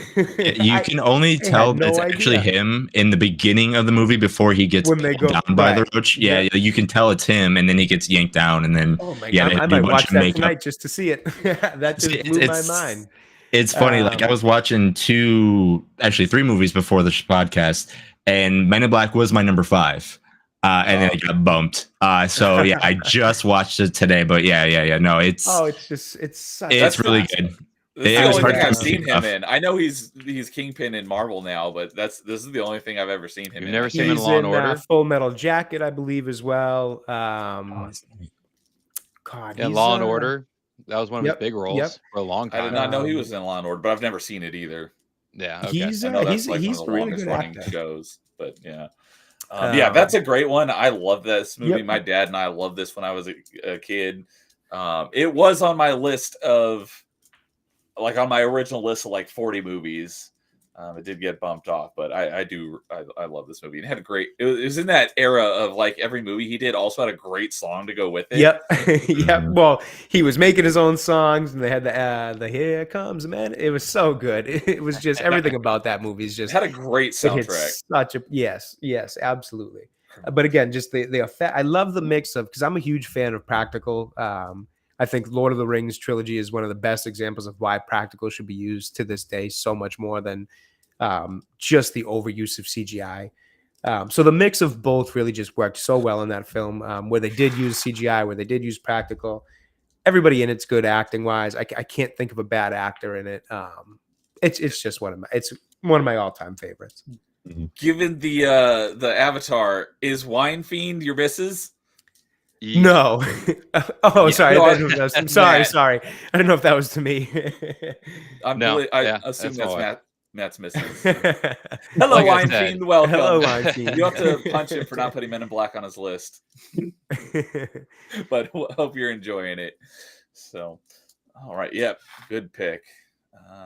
That makes me want to go watch Men in Black again because it is a great movie. Yeah, I might throw that one on tonight for a fun watch. The D'Onofrio fact just blew my mind. I never, to this day, I had never noticed that was him. Yeah, go back and watch, and you're like, oh, how did I not see this? Yep. Wow, that is that's blowing my mind. I never saw Men in Black International, but 3 turned out to be a lot better than I was expecting it to be. I have not seen 3 or International. I actually do like 2. It's definitely much weaker than the first one, but I do still enjoy it. I thought it was a fun kind of go back to those characters. And again, I was still kind of a kid at that time, so like, again, the Burger King toys, the merchandising, everything that went with it all kind of comes back to the, the nostalgia there. But I did enjoy Johnny Knoxville was in it, and at that point, those shows were all, he was a big star and all that in terms of the MTV stuff. So it was Catherine Zeta-Jones, I think, might have been the bad alien. Was it her? No, who was it? No. Was the bad It's alien in some it? No Name. She looks kind of like No, Catherine Zeta-Jones, but I it's thought not she her. was some she's a big model or name. something. No, yeah, she's a big missing it. That's actually. I have no skipping my idea who memory she right now. is. Let me look that up real quick. Shoot, no, she's a big name, and I can't believe I forgot her name. Lara Flynn Boyle. Yeah, Laura from Boyle. Yeah. Oh, yep. I did not realize that that was Rosario Dawson in it. Yes, his Yeah, yep. she's the Yep. good That's the alien. girl that I goes did along not with him, realize yep. that was her until just now. Interesting. So you learned about Vincent D'Onofrio, and I learned about Rosario Dawson being in too. I did not realize that. But Tony we're talking about- Shalhoub was in that one too. I forgot about that. Yes, he was. No, that I Jesus, do yeah. remember. That was the first thing I remember him, actually and forgot well about before that. Monk existed. But yeah, he's Yeah, great as well. I even enjoyed that one. It wasn't good enough for me to put it over 1 by any stretch, but I do even enjoy that one. I would like to see 3, to be honest with you. International, I enjoyed 3. I don't know. I didn't hear great things about International, and I think didn't it hear it was probably very is good. too far away from Will and Tommy doing their thing that I would, be too interested in it. But 3 I'd like to see because I believe Josh Brolin was in 3 too, plays the Yes, younger he played version of Tommy and all that. young So Tommy Lee Jones, which I would that like to was check really that one I think that was the role that kind of put oh, you just said his name, Thanos. Was it Josh Josh Brolin. Josh Brolin. I was about to say Josh Hartnett, but I was like, nope, wrong Josh. But Men in Black 3 is the movie that put him on the map for me. I didn't really know who he was until Men in Black 3. For me, it was, and maybe this came out before, I'm not sure. The one that really got him to be like, oh, damn, this is a pretty good actor was No Country for Old Men. God, that movie is one of my favorites. Him and Javier Bardem. It was actually the one that put kind of Javier Bardem on the map for me in terms of me realizing who he is and looking into his filmography. Both really good actors, actually. Yeah. But last thing on the Men in Black, did anyone ever watch the animated show for Men in Black? Yep, I did. That show. I love that show. I remember going to a friend's birthday intro. party back in the day of that era where the laser tag was set up in the theme of that show and all that.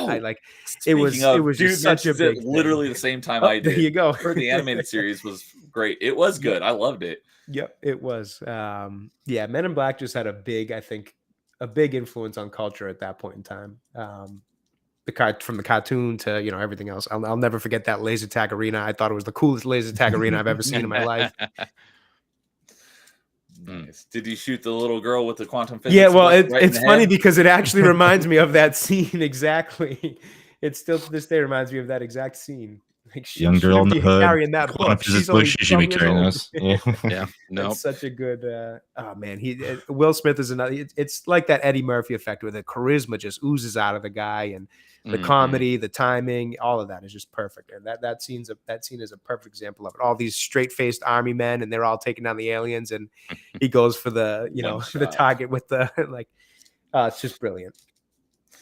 So yeah, good choice. All right, Jason, you want to go next? You want me to go next? I can go next. So my number 3 probably is the best movie on my list. Like if you go by ratings or whatever you want to go by. Which is relevant for this conversation. Yeah, exactly. Yeah. I put it number 3 because I'm a Marvel fan. I'm not a big DC fan, so that kind of gives it away right there. This movie actually made me want to watch it, and I enjoy watching it every time I do. But I put Dark Knight at my number 3. That to me is like it's I don't have any Marvel movies on my list, but like Dark Knight was like, oh, this is actually like. Are you getting them confused? Because Dark Knight is DC, not Marvel. That's what I'm saying. Like that's the thing. Like I like Marvel movies more than DC. Okay. But I have a DC movie in my top 5, which to me is surprising. I mean, that just shows how well that this movie was made, with like each character and everything like that. I don't care about the voice. I don't care about like that. But like there was a good message of what this movie is, where it's where it's going, all that kind of stuff. And I mean, like there was just everything about it was good. I loved how all the characters were. I loved how. Again, I didn't care for Dark Knight Rising. That's the third one, right? Yeah. Rise is the third one. Returns was the animated one. Yeah. That's what I was like. Wait a second. Yeah. That's what I was like. Well, I'm missing something. That was really good too, though. Yeah. So, but I'm like, I liked how they were like, oh yeah, we have this hero that now turned villain, but we have this hero, or we have this other hero that's going to take the fall for the villain. Then we have just this crazy villain in the movie, and then it just goes on from there. And there's just so many. Just quotable scenes, moments, and all that kind of stuff. But yeah, for someone that's not a big Batman fan, this made me a fan of just this movie. Like I enjoyed this movie a lot. Yeah, good pick. So I do have quite a few thoughts on this movie, but for the sake of the fact that I'm going to have to talk about this movie very shortly myself on my list, I'll try to refrain from sharing them there. But I think that's a fantastic pick. Yeah, one of the things I often say whenever someone's talking about Dark Knight is like, it was, I would say the beginning of like the comic book movie surge was Batman Begins, since that was in 2005. Yep. But I say that this movie is so good, even if you don't like comic book movies, you'd still like this movie because it's just a fantastic movie. Absolutely. Absolutely. Yep. And it's also nice because you don't have to see Batman Begins either. Yeah. You know, you can watch for on a your second own. movie in a trilogy, it stands alone, which is nice. And I think it's really, as far as I can think, it's one of the few that really does that. And I think it definitely benefits a little bit from the idea that most people do know Batman. I think he's a very, like if you were to say, even Captain America, who has become such a popular character, if you were to give somebody Winter Soldier to watch on their own, the middle one there, they'd kind of be like, well, I'm missing something here. Like, who is this Winter Soldier? Why does he have this connection with this character? Even though that's a really good movie, you do still kind of have to have seen, what came before it and after. And even Captain America, as much as he's become popular, I don't think he has that kind of household. Like, I always use my mother as my kind of measurement stick. Your Of barometer. If my mother knows who this is, then it's pretty popular. Like, my mother knows My mom Superman, my mother knows Batman. Any of this stuff, if I say Captain America, she's probably not going to recognize it. So I think when you can use like the kind of mother barometer there, it's a good kind of idea of how popular something is in pop culture. So I think Batman, the Dark Knight really benefits from, one, I think the story is pretty self-contained. You can watch it on its own. And I think it definitely does help that most people will kind of know who Batman is and Joker too. I think Joker is just as synonymous with Batman that if you say Joker, at the very least, people are going to know it's that clown guy, right? Like, so it doesn't take as much kind of needing the movie before it to get too into it. You can kind of just, get right into it. And then the story itself being so self-contained is great. You want to hear something funny real quick? Just a sidebar. But when Nerd Takes just brought it up. Go for it. So using your mom as a barometer for like popularity. I remember back when Netflix only did DVDs. Yep. And it was, the streaming service at home. And I went home. I was in college. And my mom was like, oh, yeah, I know you're home. I got the Avengers for you to watch.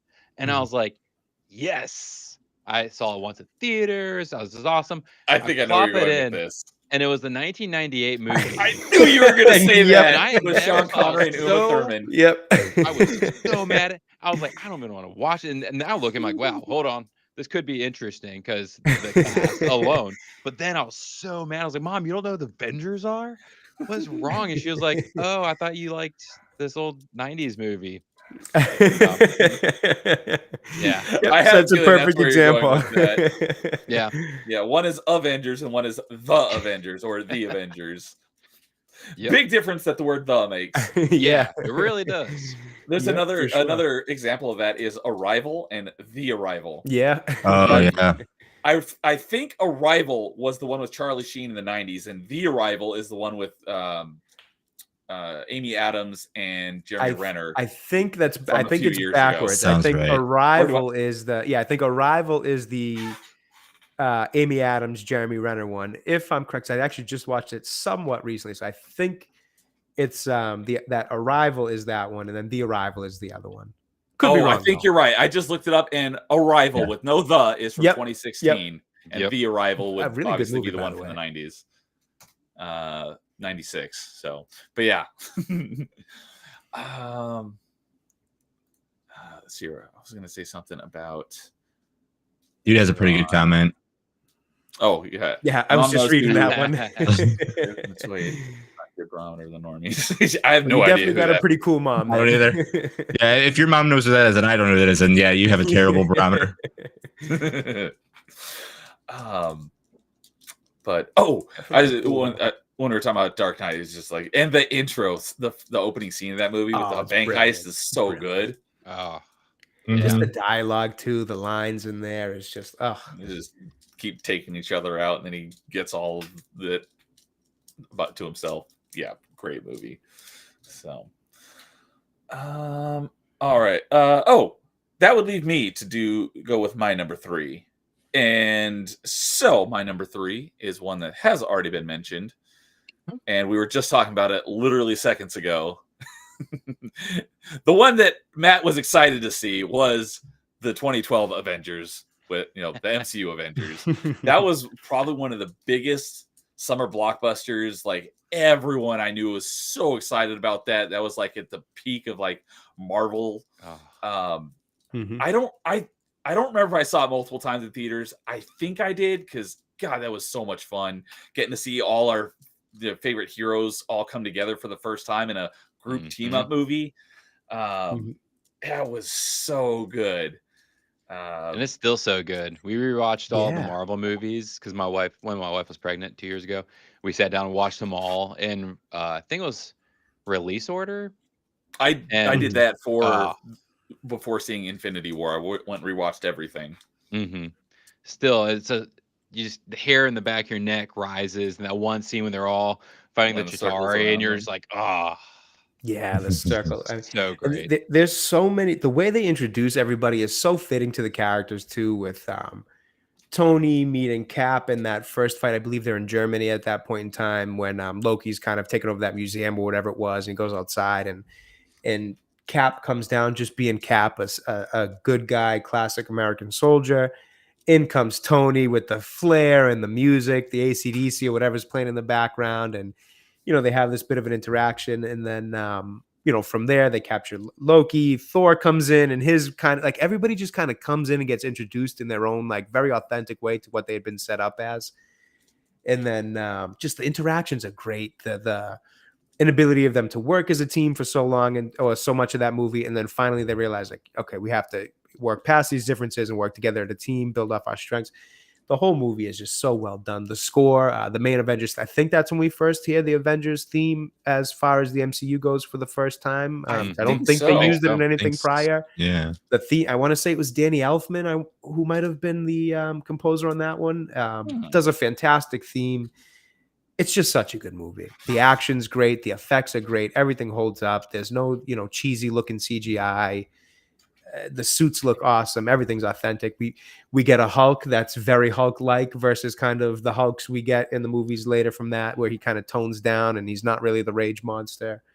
Like you said, the Chitauri scene, when Hawkeye proves himself to be just as valuable with his skill set as there's so much good in that movie. Yeah. Such a fun blockbuster. Such a good one. Yeah, I just looked it up and it looks like the composer was Alan Silvestri. Alan Silvestri, okay. Oh, that's right. It was Alan Silvestri. Yep. But yes, that movie was so much fun and like the peak of MCU. So I think Danny Elfman, I think he might have worked with Joss Whedon on the Justice League movie. That's what I was when okay. That's what I knew they worked together on something. I believe he came in and took over the music for that one. So yeah, Avengers was probably like the one that I was like most excited to see in theater with like all my buddies at the time. But yeah, such a great movie. Yeah, that was a multiple watch one in theaters. Oh yeah, just the buzz all summer about that one was great. Shoot, I was gonna say one other thing about Avengers, and now I don't remember what it was, but oh well. All right. Well, that will bring us into our number twos at 1, 3, 15. Cool. Well, I am going to start off number 2 because it is also a duplicate that we were just talking about a few minutes ago. And for me, that is The Dark Knight. So I don't really have a whole lot to say about that, but I remember going to see The Dark Knight. I saw it in real IMAX. Gigantic screen. Yeah. I was like and we got our tickets late, so I was like in the first or second row. So like one of the I don't know if it was the opening scene, but one of the early scenes in the movie is basically like a helicopter shot going through the city, and like it encompassed my entire vision. I had to like look over here to see the sides of the screen, and like I don't have like motion sickness, I don't get car sick or anything like that, but like I almost felt motion sickness from that shot because the screen was so big and going through the city. It was like awesome seeing this, what turned out, like I said, to be a not just a great comic book movie, but a fantastic movie in and of itself on this giant screen.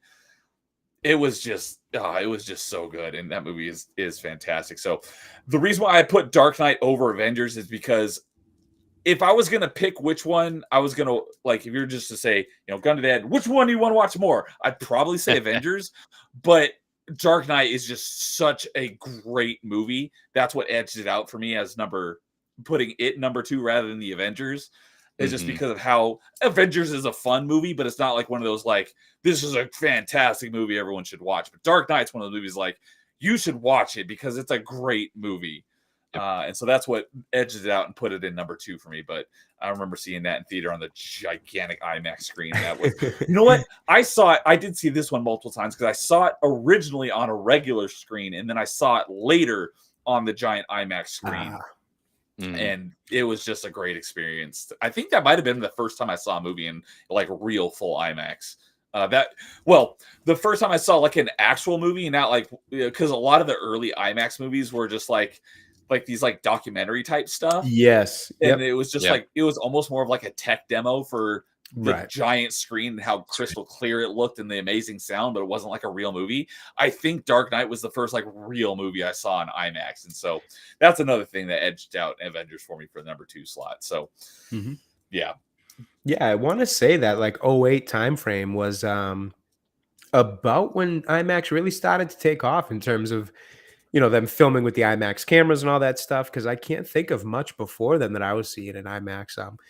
We used to have a few, you know, a theater here that was doing essentially the same things, like these experiences. It was like the nature experience or the rainforest experience. You'd see things like that on there. Exactly. But yeah, I want to say that 08 era was probably, I'm not sure if Iron Man, because Iron Man would have been 08 too, I believe. Yeah, it was. I don't remember if that made IMAX, but I do know that, yeah, Dark Knight was one that did. So, and before I forget, due to saying that name that he mentioned is the main protagonist of the anime Kill La Kill, which I've heard of the anime, I've never seen it, but that's who the I'm not even going to try to pronounce that name. Yeah. That name is from that anime. Ryoko Matoi. So, yeah. Well, you definitely have a pretty cool mom if she's watching anime, dude. I got to tell you that. So, I know Jay, you mentioned it. Do you want to follow up with that, or? So that's actually one spot away. So once we hit the number ones, I'll have that one to kind of to go a little bit more into. No worries. It's great for the ratings later. Looks like we all definitely have some similar taste here. But I can do my number 2, sure, which is the first Spider-Man movie with Tobey Maguire. Ooh, the first one. This was tough because I remember seeing that. Feel like Spider-Man 2 is a bit of a better movie. Not that it takes anything away from how good Spider-Man 1 is. It's just the character story and the character development of that. And number 2, I think, just makes for a slightly better movie.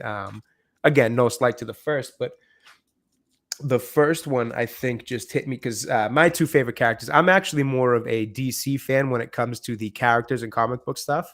Okay. I love their characters, but I do obviously, I'm not one who does a lot of like, Marvel versus DC. I love them both very much. The DC characters do tend to be my favorite. If, you have to pick, kind of like a by default type of thing. But I do love Marvel.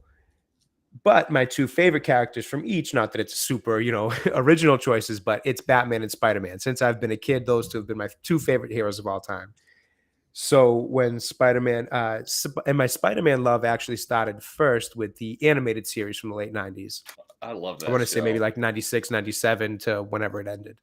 Mm-hmm. So when they were announcing the Spider-Man movie, and like, at this point, magazines is still a thing that people, I'm in the dentist office reading magazine articles about its filming. It's coming out in May. I want to say, I think I even remember the date off the top of my head. I want to say it was like maybe May 4th, 2002. I think I still remember to this day just from seeing it in so many articles, things like that. I'll look that up, but it was the first time I can remember as a kid being that interested in a movie and like the production, like when is it going to come out? When am I going to get to see it? The trailers, all these things.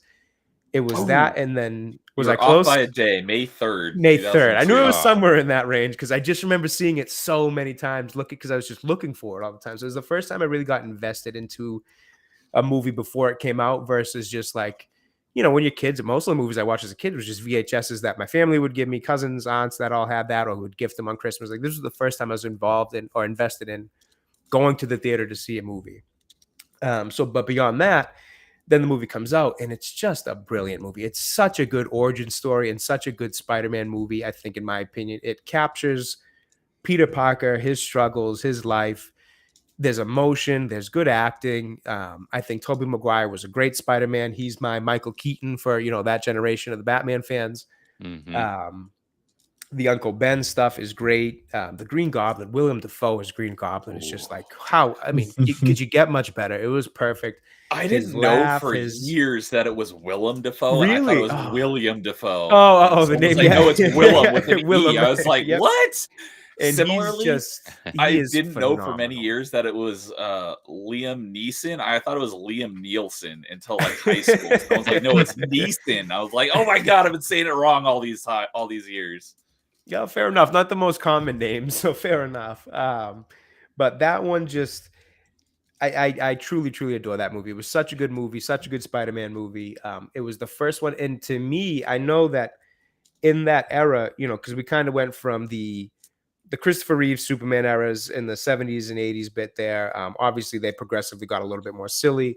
And then you kind of got the revival of the superhero genre with the Michael Keaton movies, but only got 2, and then that kind of died out. And then you got the goofy 90s. Hey, there was Batman and Robin. Come on. Well, right, because then I was just going to say, then we get those goofy That was my 90s first Batman Batman takes. movie. Although I will say I Same. liked Val Kilmer. I liked Val Kilmer as Batman. I didn't think he was bad. But then you got George Clooney and the bat nipples and all that, and it just kind of went a little Despite sideways. how terrible that movie is, I have a special place in my heart for that. Right, movie. and fair enough.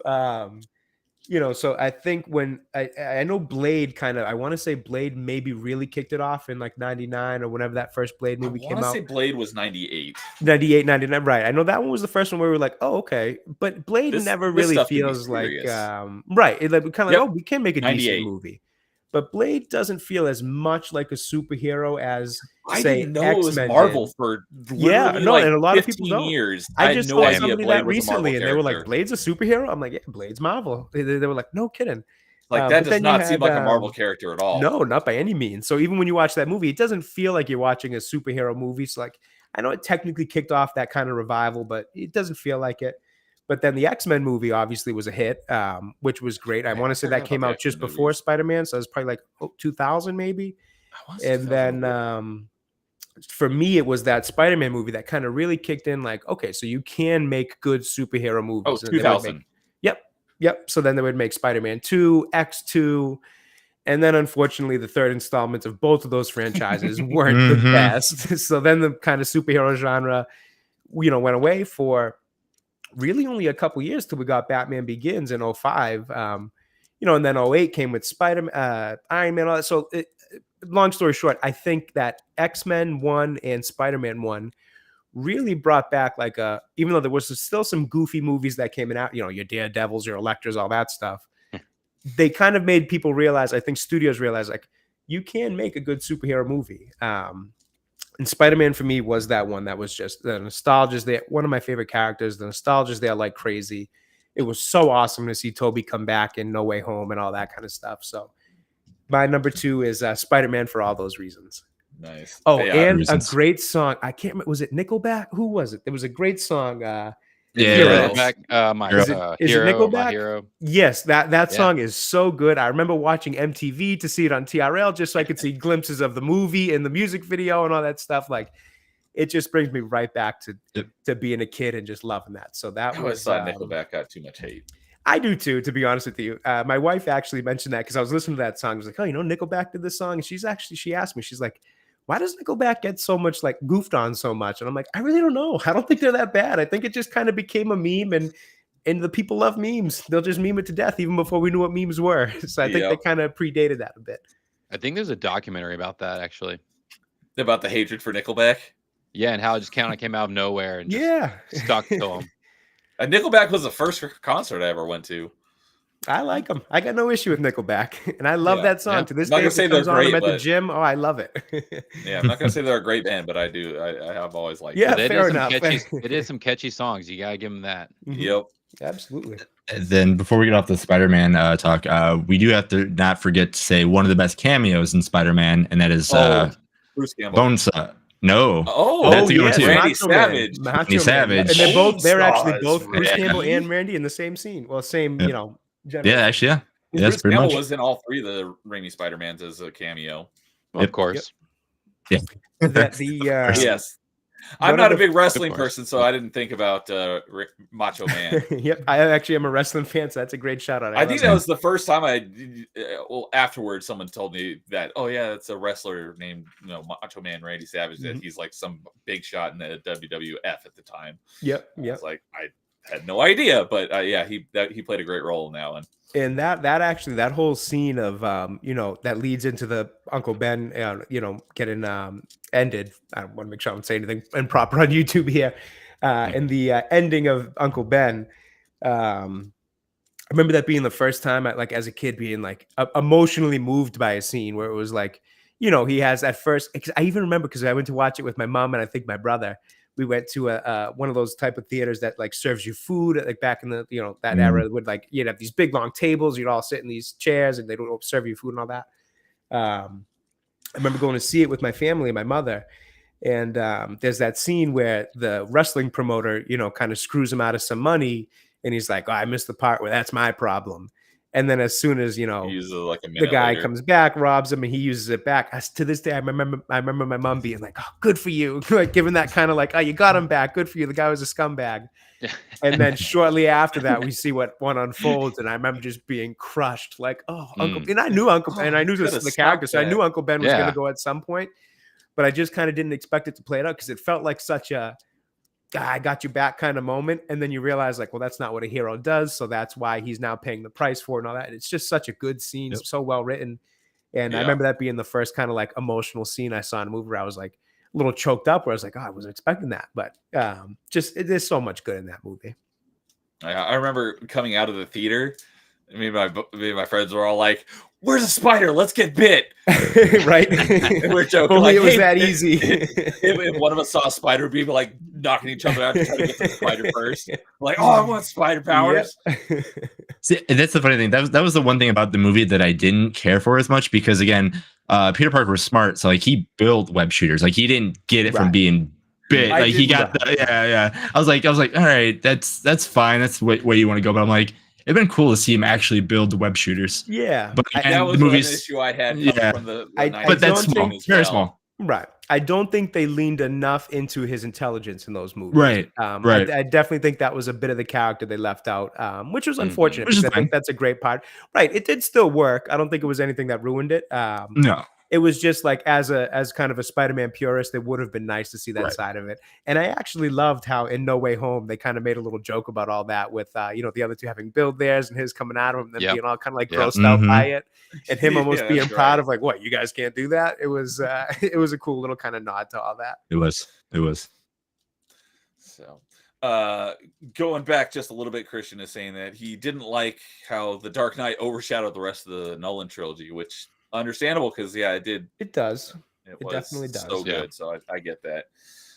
But dude is coming in with some facts about that Nickelback hate. Says it came from a MySpace account called something like "The Coin is more popular than Nickelback," which got more friends than the official Nickelback account. Really? That is very interesting. Something along those lines. I have never heard that before, so I appreciate that info. Dude. Yeah, it seems like it sprouted out of nowhere. So that would make more sense than anything I've heard at this point or anything I've thought of at this point. I feel like it all started with that Photograph song. And then like that Photograph song blew up and everyone was like, oh, we hate this song. Everywhere. Yeah, the radio just went crazy with that one. It's really not that good of a song, so I'm not sure why they did, but man, they went crazy with that one. There's again, and this is turning into Nickelback talk hour. There's this Top one 5 Nickelback songs. Yeah, there's this one music video they did. I cannot remember the name of the song. I can look it up though. But their music video literally was this one person is sad because their fiance or I can't remember the dynamic died, and then the big overall arching story was that the person that was live sad that the one person's dead got in a car accident at the end and then died. And then it was a big happy ending because now they were both dead and they walked into heaven together. And I was like, what the hell was that? That's dark. I remember that. I remember that because the song that was the music video for one of the songs. Yeah. It was one of their popular songs too. And I was like, what the I don't think I've ever seen any Nickelback. I haven't seen very many music videos to begin with. The only one I've seen was the hero one. I got my my share fix of Spider-Man movie clips out of that one. So, and dude is saying that he thinks that the Andrew Garfield was a better Spider-Man. He just had a worse plot to work with. Oh, interesting. Mm. I liked him. Yeah, I did. I Andrew did like Garfield. Andrew Garfield. I thought that they did some good. He was pretty good with the wisecracking and all that. I think one issue I've had, and I definitely agree I with the think I know where movies you're not going with having good this. enough plots. And I've this isn't necessary. This is a take I felt but never knew how to articulate until I heard somebody else articulate it perfectly. And I kind of will say I want to say it was Gary from Nerdrotic who actually pointed this out and kind of put it in a way that I was like, that's what I've been thinking for all these years, but couldn't quite like articulate it right. Is that he always felt a little too cool. I knew that's what you were going to say. He didn't feel right like a Peter Parker. Like Peter Parker is this really like nerdy guy. I mean, I thought Toby hit even Tom Holland. I don't think really played the nerd side of Peter Parker all that great. I thought Toby did it best. I did like Andrew Garfield's Peter a lot. I thought he did a lot of things well. I do think the movies had bad plot, but there was that bit of he kind of had that 2010s era like brooding, moody kind of coolness to him that was supposed to come off as maybe antisocial or not a lot of friends type of thing, but it just kind of came off a little bit like he was a little too cool for school type of thing versus the nerd kind of aspect that I think he should have been there. Yep, I felt the same way, so I figured that's probably where you're going with that. Yep. So, and my buddy Static is here saying, "Yo," and he kind of agrees, saying that Garfield was screwed over. Yeah, he definitely got some. That second movie was just a mess. You could tell that was Sony getting in the way and just messing up the whole story, wanting to do too much of this CW type of love story, but then also these plans for the Sinister Six that they were trying to kind of bust out of just one movie on itself. What they did with Electro was just bizarre in terms of his character and like that kind of quirky, like I just don't know what the aim was there, but I think they were just trying to make him likable because that's what Sony seems to be doing with the Sinister Six idea. It was like, oh, we'll make all these villains likable and we'll make a movie about them. Yeah, and it's like exactly. It's like that's not what I want. I don't need my villains to be likable. I really don't. You're then they shoehorned in the Green Goblin. The third movie with the Paul Giamatti Rhino. Oh God, that scene is one of the worst scenes ever. The kid in the middle of the street, the mother's not panicking, doesn't really tell him to come out of the street, nothing, just waits for hopefully Spider-Man shows up at the exact right time to give him a pat on the head. And that is just such a bizarre scene. The writing in there is just, it feels like one of the more one of the bigger examples of studio just got way too involved that I can think of since, I don't know, maybe the initial Justice League theatrical cut. Or maybe actually the Suicide Squad, which I caught a glimpse of over the weekend, the original Suicide Squad, where you could tell the studio got involved in that one too. So, and dude is saying that they handled Gwen Stacy well. Yeah, they did. I thought even that, the scene of her ending was well done in terms of the emotional impact of it. I just think the Goblin was forced in there. Dane DeHaan's version of him wasn't very good. I don't like Harry being the Goblin over Norman type of thing. Especially when we had seen such a good Norman Osborn and Green Goblin with Willem Dafoe before that. I do prefer the MJ Peter relationship over Peter and Gwen, I will say. But I did think it, as far as choosing to do Gwen, they did pretty well with it for the most part between those two movies. All right. We got Jason and Matt left for number 2s. Yeah. I'll go number 2. Okay. My number 2, again, comes from the drive-in multiple times. I think when it was playing that weekend there, I think I went Friday night, Saturday night, and was going to go Sunday night, but couldn't because it rained. And also we had, I had like some basketball thing probably the next day because summer league and all that fun stuff. But my number 2 is Jurassic Park. That's a good one. Yeah. That movie is one of my favorite movies of all time. So it was easy to put that here on the list. And I remember like, oh yeah, I saw this in like the drive-in. I don't think I saw it in the theaters. Like I think that was one of those, like, it was at the drive-in like multiple weeks after that, but I saw the first weekend many, many times. And it was with another movie the following weekend. And it was out with another one the following weekend. So I remember seeing it just multiple times. fun things about it. That it's always kind of crazy because you have to make a story with just these dinosaurs. It's just like it's always funny to see how they made the raptors more like a Jason Voorhees style killer and all that kind of things, like them stalking you and hunting you and all that kind of stuff. Again, the special effects were fantastic. The theme, iconic as all iconic can be. The plot was fine at the time being until it got kind of crazy with what they're doing now. But again, mosquito that bit a dinosaur, and next you know it, you can get blood from this tiny thing. It's so ridiculous that it was like, is that true? Like, you leave there and be like, wait, could that happen? Like, do they have fossil blood stuff that we can create and make these, dinosaurs? And who in the right mind would make a dinosaur theme park and think it's safe just to begin with, even though there's so many random things in the movie that you're questioning, but you're along for the ride. And again, there's so many cool things that movie shows and does with dinosaurs that just you have fun with. And then the cast everybody in the cast is great. The children are the children, but again, they're there because they have to move some stuff along with it. And it's kind of fun to see how, Dr. Grant doesn't like kids, but then again, likes kids at the end. So it's kind of a cool way to add another subtle, something to a character for the movie.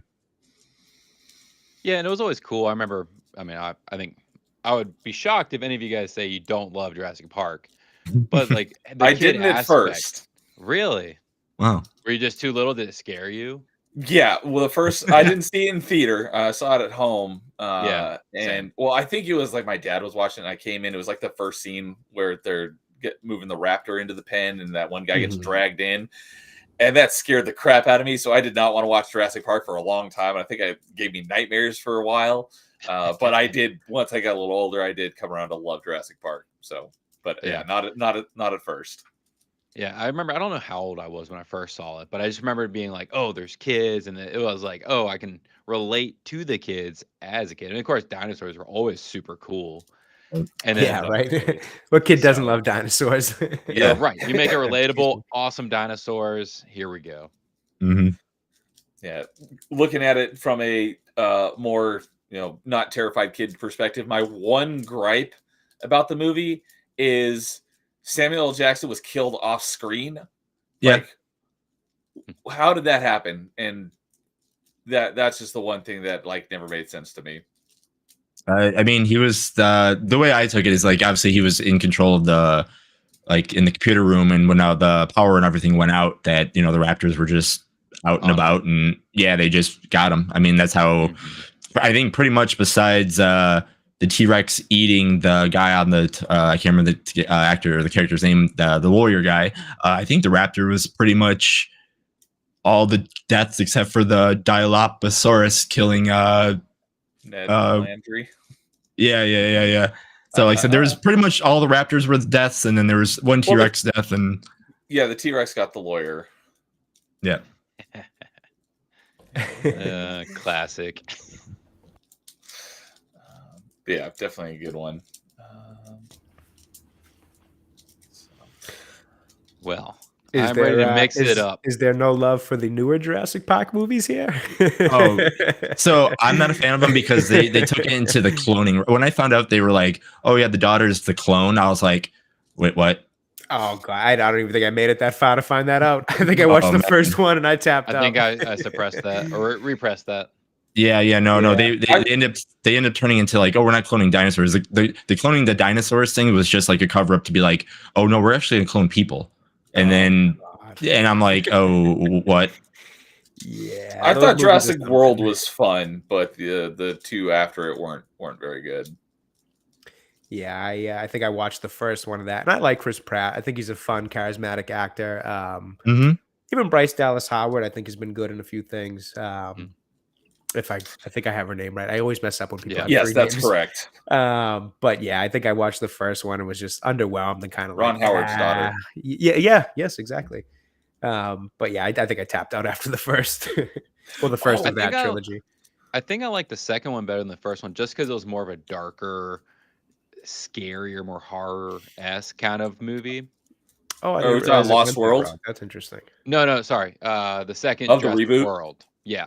Oh, okay. Gotcha. Mhm. Yeah. I didn't realize it took that Interesting. route. I That's thought interesting. I did not like that one. Yeah. I mean, I don't really like them. And the third one is just get out of here. But Was the third one Dominion, right? Do I have that right? Jurassic World yeah. Dominion or something? yeah. So Yeah. Yeah. I don't even remember what the second one was called. Oh, yeah. I remember World. I remember Dominion. The I don't second know. one is just like a total. Can't remember I just anything. remember there was the dinosaur auction in the mansion. But, Mhm. Interesting. That's the the- most I've heard about it, and that's interesting enough. funny thing that I just remembered about the first Jurassic Park movie. Jason's pick is that was the first movie where someone ever memed me, and it was put my at the scene where dang it, what's his name? The guy from Seinfeld. What's his actual Wayne Knight is the actor's name. But when Wayne Knight's like, we got Dobson here, we got Dobson. He's like, you shouldn't use my name. He's like, see, nobody cares. Someone put my face on that character and memed me in that scene. It was at the beginning where they were he gave him the Barbasol can, yeah. So, but yeah, No, that's a great pick. So Matt, you said you're gonna mix it up a bit. I am. So I mean, obviously, everyone's thinking, oh, top two. This is going to be everything. We're all going to agree on this. Well, you probably won't agree with me on this one. So, the movie is Pacific Rim. Oh, People I was wondering if that was going to get mentioned. People either love this movie or hate this movie, and this mostly I feel like people lean on the hate, which I understand. But this is one of those movies where I personally just love this movie. You're right. You and Blaine. Oh yeah. There's a special place on critic list for this movie. Oh yeah. We were both involved heavily in creating and making that happen because we had to add a little bit of our own spice to it. And so I mean, you can always there's never a bad time having giant monsters and giant robots fighting each other. Especially once you start getting into mechanics of things and alternate dimensions and things like that. Now you guys are quiet. What do you guys think? I think it's a really cool pick. I've actually never seen it, but I have heard the polarizing nature of it. So I think that's I love a pick like that. Yeah. I'm quite honest because like I said, I don't hate it and I don't like it. It was one of those movies that I watched and I was like, yeah. Like one of those things that like and every time when it pops on again, I'm like, oh yeah. I mean, I remember this. Like, I love the concept, but I'm like, the people that like absolutely hate it, I don't understand why they hate it. It does what it wants to do, and it does it well. I mean, it's one of those things. Like, it's not set out to be the best movie of all time, but it's not bad enough where it's like, okay. Like I said, yeah, the people that hate it, I'm like, I don't understand the hate. Like, I really don't understand the hate. And I mean, it's a little campy. I mean, it's a Guillermo which is fine movie. So yeah, that's his exactly. movies are always a little campy. I mean, look at the Hellboys. Look at everything. Sound of Water. Like it's just everything he does. Always has like a fairy tale-esque elements to it, and that's what he does bring to this one. But just the scene where the Gypsy Danger, which is the main robot, is just dragging a ship behind her. And it just picks it up and just slams it into one of the kaiju's head. Oh man, I just love this movie. This movie was in my honorable mentions. Oh, nice. Okay, I'm glad I'm not the only one then, because you never know. You bring that up and they're like, "Oh, what's wrong with you?" I'd like to check it out. I like monster movies. I like that whole thing. I think the polarizing nature of it always makes me interested in things because then I kind of want to see which side of that that side I fall on. Yeah. But to the point both you and Jason and Matt both said, I think between the campiness and the idea of it just kind of being what it is and what it wants to be, I think that really fits what a lot of summer blockbusters are. Like, they're not really supposed to be these Oscar bait type of films where there's like the story is phenomenal or it's not overly clever or it's super clever. It's written as tight as any script could be written. They're supposed to be fun popcorn munching movies that essentially they're just not supposed to be awful where you're rolling your eyes like, what the hell am I watching here? They're just supposed to be a solid story mixed with good action, good effects, good characters, good decent enough acting. And if you ever get one that has more than that, like let's say a Dark Knight, great. If you ever get a great, a great actual fundamentally solid to great movie out of one of these blockbusters, fantastic. That's a bonus. That's the icing on top. But at the end of the day, all they really need to be is a fun, popcorn munching spectacle that you can just sit there, watch for a couple hours, forget about the world outside of the theater, and just enjoy and have a good time. So I never think there's anything wrong with that. A little bit of camp, there's a reason camp exists because it's good. People do enjoy it. A little bit of that's never bad for a movie. And I don't like, well, not don't like, but I disagree when people kind of have, like this movie, and it sounds like this movie may fall into that, as Jason alluded to, the idea of like, can't understand why people hate it. It's like, what more did you want a summer blockbuster to be? Right. When you get one that's more, I get it, it's great, but you can't hold everything up to the rating of a Dark Knight or an Avengers or whatever your favorite might be. Some are just meant to be fun, good movies to go watch and have a good time. Yeah, my favorite, like, okay, go ahead, Matt. Oh, I was gonna say, and that's this movie. I mean, that's it's so nowadays we have the Godzilla verse movies, but this was before all that time, and it was an interesting concept. It was unique. It wasn't part of a franchise that's 60 years old, and so I think this movie needs more love. Yeah, without having even seen it, I could almost guarantee you that it's better than the last Godzilla, because I just did a review. I watched and did a review on the most recent Godzilla Kong movie, which was awful. I wasn't a big fan of the one that came before that or the Godzilla King. I really haven't been a big fan of anything out of this Godzilla Kong kind of revival, except maybe that 2014 one that I thought was fine. Didn't think it was great. Thought it was fine.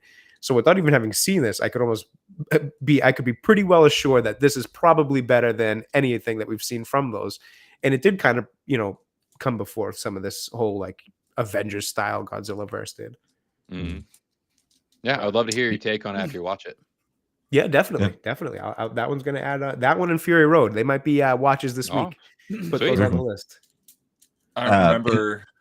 Oh, go ahead, Jason. No. So what I was gonna say is like my favorite, like my rating system, like how I would discuss like even like summer blockbusters is like if it was a really good movie, it was always walking out of the theater or leaving the drive-in or whatever. So I'm like, oh man, I can't wait to see that again. In the theater. But like if it was a good movie or like like Pacific Rim is like, oh man, I can't wait till that comes out on DVD. Like that was like how I would judge. Like if that's what came out of my mouth leaving the theaters, I was like, yeah, that was fun. That was good. That wasn't whatever it is. If it came out of like, oh, I can't wait to see that again, that's usually meant like, okay, when am I going to go see this next week, or when am I going to see this tomorrow, something like that. But like if I didn't say that walking out of the movie, it's like, all right, it's something that was forgettable. But I remember leaving Pacific Rim like, I can't wait till that comes out on DVD and watch it again. It was one of those kind of movies. Yeah, after Blaine came on Salty Nerd podcast that one time, and they were talking about Pacific Rim a bunch and his love for it, and that I think it was that night or maybe the next night, we in the Salty Nerd Discord, we had a watch party for Pacific Rim, and that was a lot of fun. Yeah, Blaine and I talk about it as often as we can. It's such a fun you guys invited movie. me on here, I already knew. I was like, oh, yep, it's in my top 5 for sure. Now, is that first Pacific Rim the one with Charlie Hunnam, or yes, do I have it confused? Okay, because the second one doesn't have him, or does it have him still? I don't remember if he was in it. Is not. So they completely different cast, different like they Guillermo del Toro didn't direct it, didn't write it. It wasn't very good. Gotcha. Because that's what I thought I heard, that 2 wasn't nearly as likable as 1 was. Nowhere near. I mean, so I did watch 2 relatively recently, and I still enjoyed it. I still think it's a fun movie. It's still kaijus and robots fighting, so it's still like an enjoyable thing. It's just not as good. Yeah. Basically, the connecting tissue is John Boyega, I think, plays the son of Idris Elba's character. Is that right? Yes. So it takes place a little bit in the future. But yeah, other than that, I don't think there was anybody else in the front of the same actors. Right. Well, Charlie Day. Charlie Day was in it. Oh, that's right. Yep. Yep. Was so he and the other scientist Gorman? Was he in that too? Yeah, they're both. Vern Gorman, I think, is his name. Yeah. Yeah, they're both back, and they both reprise their roles. Okay. Yeah, they did a good job in those roles. Although I remember him, that actor, best from, was it Dark Knight? Right? Yeah, he was in Dark Knight Rises. That's what I remember him from first. Vern Gorman. I'm pretty sure that's what his name is. But so, all right. Well, that wraps it up for our number 2s. But before we get to our number 1s, we have our honorable mentions. So I'm going to go first. And as I said, Pacific Rim was in my honorable mentions because that is just such a fun movie. There were a couple other MCU movies I wanted to put on my list, but I had to go with Avengers. But my other favorite MCU movies was Iron Man and Winter Soldier. The movies are just so good. Yep. Not a good movie, but was a fun blockbuster. Was the original Transformers? Yes. I remember having the Shia LaBeouf. Yep. Yeah, Shia LaBeouf, Michael Bay, Megan Fox smoking hot in that movie. And then the revival of the 80s action movie with all the 80s action stars, The Expendables. Oh yes. Yeah.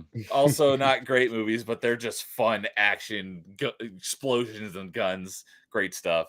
And then the other one is in honor of my birthday, Independence Day. 94. Because July 4th is my birthday. Yep, that's a good one. So I just like Jurassic Park, that movie terrified me as a kid, and I did not like it. But then as I got older, came back and I'm like, God, I love this movie. Yeah. So is it just Jeff Goldblum that just terrifies you? I didn't even think about that. The connecting tissue of Jeff Goldblum. I like him, but no, I was not ever scared of him. So, but yeah, those are my honorable mentions. Pretty good ones. Pretty good ones. Yep, those are all good ones, definitely. All right. Jay, do you have any honorable mentions? Yes. So I had a couple here. My first one is Edge of Tomorrow, Live, Die, Repeat. That one almost made my list. I think that's a great movie, a great kind of time manipulation movie. It's just such a cool concept, and it felt like such a fresh sci-fi kind of movie at that point. I think it was like 2014, 2015 era. It just felt like such a fresh take on some of that kind of stuff at that point. Especially when at that point we were really in the middle of the superhero takeover of the summer, where every summer was just kind of loaded up with superhero movies. So it was something different. It was an original kind of story. I guess IP, but not like a franchise type of IP. It's not like they've done anything with it, but it was. I think they were trying to. Are they? I would love to see it. Yeah, I'm pretty sure they're trying to make a sequel happen. That'd be cool. I would love to see it because I thought it was a really fun movie. So that was one. Another one I had was Guardians of the Galaxy. That was just such a fun, especially when Marvel had not. It's funny looking back on Marvel in retrospect because obviously I feel differently about the last two phases than I did the last three. So sometimes I do kind of look back and get a little bit of like, well, I guess it was a little bit more formulaic than I thought it was, and a little bit more rinse and repeat than I thought it was at the time, but I was having so much fun in it that I didn't really care too much. Guardians of the Galaxy felt like something very fresh and very different. The James Gunn effect obviously has a big role in that movie where, his kind of ability to take these obscure characters and make them so likable and relatable and things like that. The infusion of the music and the soundtrack. Music was huge. Yeah. Yep. That's what I was It saying. just made it so fun. That was one that I remember specifically seeing like multiple times. It was probably the movie I saw in theaters for a MCU movie the most, just because it was just so much fun. It was a nice short little movie too. I want to say it was like around 2 hours even. So short in comparison to the 2.5, 2:45 that we get nowadays. I was like two. Yeah, so they've kind of inflated the time so that like now 2 seems short, but it was a nice little movie. Dude, I agree. That's still with my top 5 Marvel movies. Oh yeah, 100%. Even like I would say like some of the later movies are better, but the nostalgia factor and the fact that was when Marvel decided to flip kind of how they're gonna make funnier movies. Right. Yep. Like it did it the best. I mean, maybe Thor Ragnarok, but see, I was gonna say Thor Ragnarok's that's the one as my MCU movie I've seen the most, and like that's that my one's movie. up there for me too. Yep, that one's up there for me. I remember specifically because it was one that went to Netflix pretty immediately after like it got that DVD home release. So like it was so easy to just throw it on the streaming service every falling asleep at night type of thing background. So I definitely saw that one quite a bit. The other thank you, Movie Pass. I miss you. Yeah, right. I'll go quick on these last two, just not take up too much time here. But the other two was Revenge of the Sith. Again, grew up in that era of the prequels, loved that movie. I just thought it was a nice close to those three, and seeing the final, minus the infamous nose scene, I thought it was a really cool look at Vader becoming Vader and all that. So that one was really fun. And then this one I know isn't everybody's favorite. I know as a director, he tends to be incredibly polarizing, but I enjoyed Man of Steel quite a bit. Oh, I know Zack it's not a Snyder. perfect movie, but I really liked it. I thought it was an interesting take on Superman and a more realistic. One thing I liked about what Snyder and that whole DCEU was trying to do was give a more grounded view of superheroes in terms of everything about Marvel was very light and fun, and it didn't feel like as much as the stakes were high in movies like Avengers and things like that, it didn't really feel like anybody took it as seriously as like it would have been if it were a real thing. And I know in a comic book movie, you don't always want to take yourself too seriously, but I thought it was kind of refreshing to see Man of Steel be more grounded in that. What if this actually did exist type of world? Suspend a little bit of disbelief and let's just say this is real. How would the world react to an individual, whether it be alien or whatever, who could do the things that Superman or Clark Kent can do? How would the destruction of a fight that takes place in the city? And yeah, he might have gone a little over the top with the city destruction in that movie, but to a degree, it's probably somewhat accurate if two, beings with essentially the power of essentially nuclear type power in terms of the amount of destruction they could cause with any whim. I thought it was an interesting take. So Man of Steel was one that I did enjoy quite a bit. Yeah, along the lines of the sort of hot take, like one of my favorite, typically hated movies from Zack Snyder was, I just rewatched it earlier this year, and I blanked on the name. Sucker Punch. I love Sucker Punch, and I know a lot of people hate that movie. I've actually never seen it. I've never seen. I'm hit or miss on Zack Snyder, to be honest with you. A few of his movies, I love 300. I love 300. Dawn of the Dead. I'm a big fan of Man of Steel. I'm gonna be honest. Again, I know it's not a good movie, but I like Batman versus Superman, the extended cut. I think it makes it a little bit better. I know it's got its issues. I know there's the silly Martha scene and all that, but I know it's a bit of a mess and he tried to force too much. But there is parts of it that I like. There's a lot of like the Batman, the actual Batman and Superman stuff that I did enjoy about it. It's a bad movie that I can enjoy. Yeah, the crazy thing about Man of Steel is Smallville. I literally live almost right. Well, I know, like I literally live next to Man of Steel Smallville, like where they shot the movie. Really? Yeah, really. Yeah. I literally like nice, not very far, and it's that whole city. All they still have almost pretty much everything up, and that's like their big slogan now is like "Welcome to Smallville," and that's pretty cool. That's pretty cool. Yeah, I love Smallville, the show. I watched. I never finished. I've actually been rewatching it recently because I'm a big, like I said, I'm a huge DC fan, so love Superman, love all that. Nice. I've been rewatching this Stargate. Oh, Stargate! It's one I've never seen, but it's on my list because I've heard great things about it. Oh, it's my favorite show. But yeah, because I caught it right as I had to go off camera for a little bit. But in my original big list of movies, Edge of Tomorrow was in there as well. Yep. It's a fun one. It's a really fun one. And in terms of like a time manipulation movie, I think it's one of my favorites.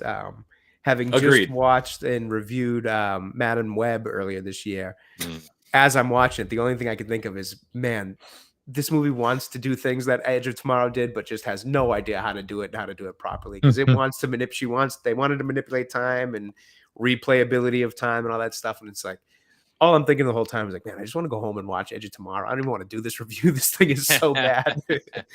but yeah, that makes up my honorable mentions list. Nice. Well, mine will be quick because I didn't make a list. I have one honorable mention, and that was The Fifth Element. Oh, okay. I just recently rewatched that for the first time since it was new just a couple months ago. Oh, really? This is one of those movies that I would just have on all the time. It's just always in the background. It's just constantly there, and I'll just pop in at any point in the movie and go, yes. I'll drop everything, watch the movie. Hey, great cast in that one too. That was Mila Djokovic was in that one too, correct? Yep. Yes. Mila Djokovic, Chris Tucker, Bruce. That was a really good movie. Gary Oldman, I believe, even. Gary Oldman, yep. He was Zorg, yeah. I think is his name. Yeah. He was the bad guy. One of my buddies, I believe it's Internet Crusader in Black Belt. I think it's his like favorite movie of all time. I know a lot of people that's love a really that movie. good one. I don't have that kind of love for it, but I did enjoy it. But I was a big fan of Destiny. I never played the second one, but I played a crap load of the first one. And the first exotic called the Mythoclast, which you got from the first raid, looked almost like that cool gun from Fifth Element. I remember when that gun was in the game, people were like, "Oh!" Like references to Fifth Element were I'm sure up a lot because it was very. It looked a lot like that gun from Fifth Element. But, Yeah. all right. Well, that's what I think. I think a lot of things did pull from that over the years. Yeah, that They was definitely did. Luc Besson is the director, right? Yes. Yeah, And he hasn't done a lot. I mean, his other movie is Valerian, City of a Thousand and Planets. City of a Thousand Planets, which I like that movie too. And nobody, that did not most do very people, well. yeah, no, it didn't do well. Most people are like, "What's wrong with you?" But I'm like, it's just a fun sci-fi movie. It's another popcorn movie where you sit back and go, "Okay, it's a sci-fi popcorn movie. We'll see what happens." I think we've run into a bit of an age of kind of everybody needing to feel like they have to have extreme takes on, not even extreme takes on things, but like really like, I'm trying to think of the word I'm looking for, just like overly, taking takes too seriously almost on some movies. Like some things are just supposed to be fun. I think there's a difference between, truly seeing a bad movie like a Madam Web or just ironically enough, the next one that comes to mind is the Rebel Moon movies that Zack Snyder just did, versus like some of these kind of mid-tier movies that, maybe they're not the best movies, but they're not the worst either. They're meant to be, they're kind of just fun movies that aren't trying to be too much more than what they want to be, which is just a fun movie. And I think sometimes you get those and people are too quick to kind of want to blast them as if they're Rebel Moons or Madam Webs. And it's like, no, it's just a fun, entertaining popcorn movie. Clear your mind for a couple hours and go have fun. I have a similar kind of way of feeling about rating movies as Jason does when it comes to like, when I finish watching it or walk out of a theater watching it, is like, do I think that I'd ever watch it again? Or do I think, man, that was crap. There's no shot. Like I just wasted 2 hours of my life that I'll never get back. And I think there's a big difference between, I may not watch that again and I just wasted 2 hours. So, sometimes movies fall on that. I may not watch it again, but it doesn't mean they were awful. And then you have that category that was. I think sometimes people try to put some of those may not watch it again into that lower tier box where it's like, you might be kind of shoehorning it in there. I don't know that it really belongs in there. Yeah, but again, it's all subjective. Yeah. The funny thing is, I think, yes, everybody has way too many extreme takes on things, but I think why people do now, compared to like when we watched movies and everything like that back then, is I think you kind of mentioned it earlier there, Jay, is time, I think, is the most important thing now instead of like money or anything like that. So when somebody's watching something that was okay or not great, but they enjoyed it, but they wasted time watching, it's like, why'd you take the 3 to 4 hours of watching that when you could have watched something so much better and something like that? And I think that's where the extreme takes come from. It's like, well, I enjoyed this, it's not wasting. Yeah. No, I totally agree with you there. And I think that's a fair way to look at it because time is precious. Time is valuable, man. And it only works one way. We don't get it back. So once you've used it watching, 3-4 hours worth of something, it's like, damn, I could have just rewatched something I like instead. So no, I totally get it. But I think there's a value to watching some of the bad stuff too, because it's how you recognize the good stuff when you see it, and there might be something bad that you find you like every so often, even though it's bad, like a Batman versus Superman. I know it's bad, but hell, I had a good time watching it. So, it is what it is type of thing. And that's what's nice about Criticless, that you can go in there and people say that. People will be like, man, this was a bad movie, but man, it's so much fun. Yeah. And one of the cool features is that you have your friends list, but you can have your friends with benefits list. And so what's cool about that is, let's just say, I know I'm digging all the movies you guys are talking about. I'll put you guys on my friends with benefits list. And if you've reviewed it, it's a separate score. So you'll have like a general audience score of, I don't know, 1 million people or whatever. But then you can have, your score of 20 people over here that you're like, I know their opinions. Like, do they like Zack Snyder movies? What did they think of Rebel Moon or Dark Knight and things like that? So that's another cool feature, because that's what we're trying to problem solve. Because you're right. Like, so many people are just like, I don't want to waste my time. I want to find something I like. And so you can go on there and, narrow it down some at least. Right. So you're not wasting your time. No, absolutely. And there's always that idea that one man's trash is another man's treasure. It might be a waste of time to me to watch something, but somebody else might enjoy that. So just because I think it was a waste of my time, doesn't mean you should then just by default not watch it. You might find something you enjoy in it. The same way I've enjoyed things that other people have thought were, garbage movies and things like that. It's one. I say it all the time. It's the beauty of movies and TV and video games, all the stuff, music. It's all subjective. It's all art at the end of the day. So yeah, there's going to be art that you like and art that you don't. Everybody make up your mind on your own. I think we all kind of do this stuff for the fun of talking about it and giving some insight to movies and things like that. That people might want to take as advice in terms of not watching, or maybe take as advice in terms of actually going to watch it. But nothing we say is ever gospel or anything that needs to be taken as like, oh, these guys didn't like it, there's no way I'm watching it. No, it's just our take on it. You go make yours and let's have a discussion on it afterwards. Hop in the comments of videos, things like that, and let's all talk about it, because that's what makes all this stuff fun. Yeah, that's literally how this show was pretty much made. I mean, Neo and I, we had this crazy, I had this crazy idea, and then we had the same idea at the same time, and I had it, we were on the same stream, and I'm like, hey, I have this idea for a show that I'm coming up with, and then Neo right after is like, oh, that's funny, I had the same idea for a show. We had the exact same idea, and we just happened to be on the same stream together, and that's how this came together. Right? That's a little bit of hate right there. Yeah, we're like, because we like all the things, and if our goal is, if we've never seen it, which happens, or if somebody on the thing has never seen it, please, we want you to be excited for it. If I think it's awful, and I've had takes from why are you still talking about this, is terrible, and I have reasons why and all that kind of stuff, but you speaking about it's all right, now I'm excited for it too, and knowing that again we have my biggest take when it's a clip or it's a short I think Neo made, but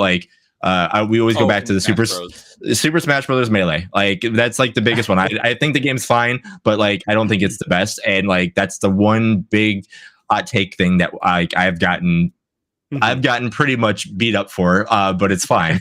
But yeah, it's one of those things. It's you can see my reasons, I can see yours, and that's totally fine. I mean, disagree exactly, and I absolutely love that. And again, it's the fun of seeing what everybody else likes and be like, oh yeah, I forgot that came out this, oh, I'm gonna write that down, I'm gonna go watch that, or be like, oh, this person liked this movie, I didn't care for it, I'm gonna give it a watch again, be like, oh shoot, I didn't see it that way before. That's pretty good. Right. Did I get some insight to another way to actually view this or play this if it's a game, things like that. And I think at the end of the day, that's what all this, that's what being a nerd's all about, man. We're passionate about this stuff. We love this stuff. Is it maybe more than what any one person should? Yeah, maybe. Do I love Batman and video games and things like that more than people should? Maybe. But you know what? There's a ton of people like us who do, and we have a hell of a good time talking about it with each other. Yes. That's what it's all about.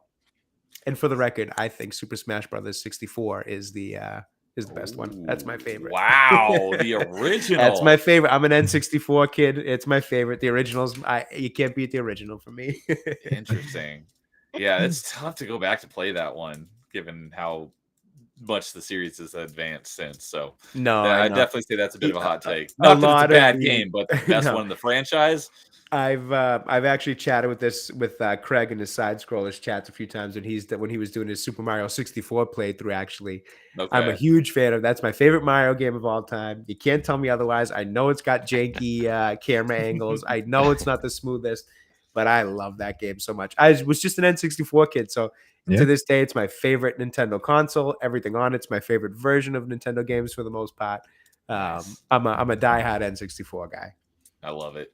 Yeah, we're definitely gonna have to talk some video games. Oh, absolutely. Not tonight. So I forgot one more of my honorable mentions before I move on to our number ones. Is my honorable mentions too. Oh, well, that's right. We haven't heard Jason yet. But before we go on to Jason's, I got a bunch. I forgot I just missed one of my honorable mentions. My favorite Mission Impossible, and that is Mission Impossible Fallout. Okay. I have not seen it. I've only seen up to Mission Impossible 3, so I have to finish catching up to get all the way to the 7 was good too. It didn't do that great, but 4, 5, and 6 are all great. That's what I keep hearing. A buddy of mine is a massive, he's just a massive Tom Cruise fan in general. He's actually the one who got me to watch Edge of Tomorrow, but he's a huge Mission Impossible fan, and he had told me that 2 is probably the weakest. So I watched 2 and I was kind of I watched 1 and really liked it. Watched 2 and I was kind of is this just what the rest of it is? And then I got to 3 and liked it a little bit better. So I got to now hit that 4, 5, 6, 7. It got a bit of a reboot when it hit 4, and they have been really good. but yeah, I mean, Fallout's my favorite of all of them. I've liked all of them, but Fallout's my favorite. So, and we had a not a new face for the channel, but a new one. First time showing up in chat tonight is Devastator. Saying howdy, everyone. What's up, Devastator? Good to see you, man. So, oh, and Dude is saying to the one who loves Smash 64, have you tried Smash 64 Remix? I don't know. I was just messaging him back. I have not, but I would be curious to know if it's worth checking out. Yeah, Dude's my co-host. He's an achievement hunter and a completionist just like me. So we do an achievement podcast once a month talking about what we achievement hunted over the last month. And we're going to be doing our next episode on Friday. Oh, very cool. Nice. So, all right, Jason, your right. Honorable mentions. So there's a bunch. So I'm going to go through the ones that we kind of mentioned already first, but the ones that we haven't, I would like to see your guys' takes. Doesn't have to be words. I can tell by facial expression. So we've already talked about Men in Black. So that was one of my honorable mentions. We already talked about Empire Strikes Back. We already talked about Guardians of the Galaxy. So now the ones we haven't talked about, I'd like to, if you guys have anything you want to chime in, love to hear it. But Speed is one of mine. Ooh, I do like Speed. I don't know if it was in our stream or another stream I was watching today, but I saw someone mention Speed. Yeah. That's a fun movie. I mentioned earlier Face Off, one of my favorites. Love Face Off. Rush Hour 2. I would love to put the first one, but Rush Hour 2 was the one that really came out more in the summer. And then now these were the big ones that were competing for number 5 spot. But Aliens, that was really hard for me not to put on my list. Ghostbusters was another one. Back to the Future, another one. And then the one that was I wanted to put on the list because it's one of my favorite movies of all time. But to me, it's not a Hollywood blockbuster, but it was The Truman Show. It came out in the summer, and I absolutely love the movie to death. But like, if I put it on this list, I'm like, it doesn't feel like it belongs on this list. It feels like, oh no, this is one of your favorite movies, but not this part of the list. So those were my honorable mentions. Yep. I scrolled by that one as I was kind of doing some research just to remember what came out in the summertime of different years. And I kind of thought the same thing. I looked at it. I'm like, I absolutely love this movie. It's one of my favorite movies. It's definitely my favorite Jim Carrey movie, I think, even including, his comedies. Such a good movie, such a cool concept, but it just didn't feel like it had that kind of blockbuster feel to it because it's kind of such a low-key movie that I left it off myself. But I really like that you mentioned it because that is a fantastic movie. Yep. Nice. No, that's a great list all in all, honestly, from, a lot of classics from Aliens to Ghostbusters to Back to the Future. I mean, those all had every right to make any one of our lists. Those are fantastic films. They do. It was hard to not put them on anything. I was like, man, this is so hard. Yeah. All right. Well, that finishes up our honorable mentions and brings us into our number ones. So unless it was when I had to go off camera for a few minutes, I don't believe my number one has been mentioned yet at all tonight. So I wasn't necessarily going to go first unless you want me to. No, feel free. Go for it. Well, yeah.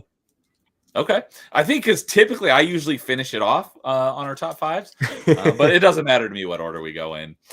So hopefully I'm not stealing anyone else's. But what I consider to be, this is another one that I didn't see in theater because I was too young at the time, but I consider it to be the best sequel of all time.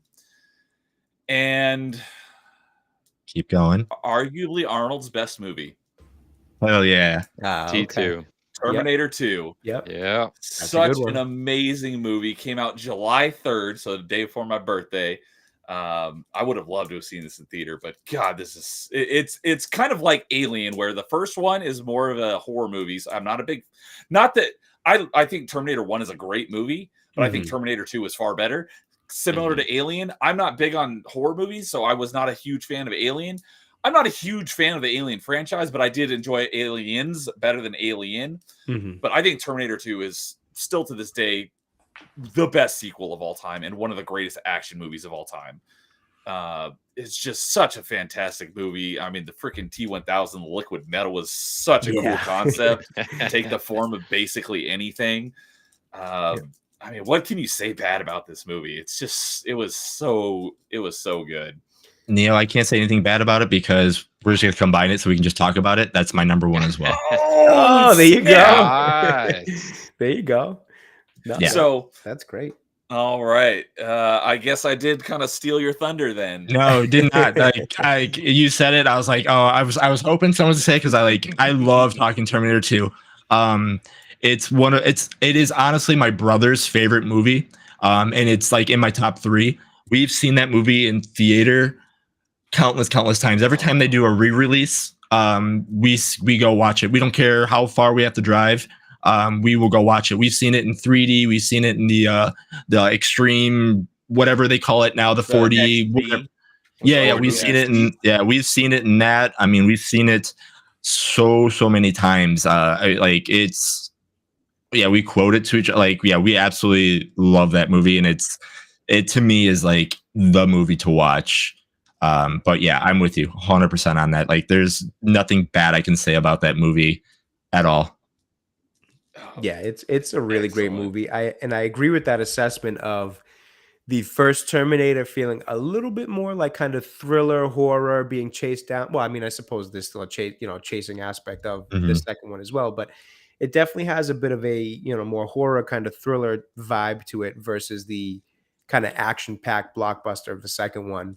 And one thing I like this about both, but I think there's a scene. I was just talking about this with another YouTuber friend of mine, Tomby. And Tommy.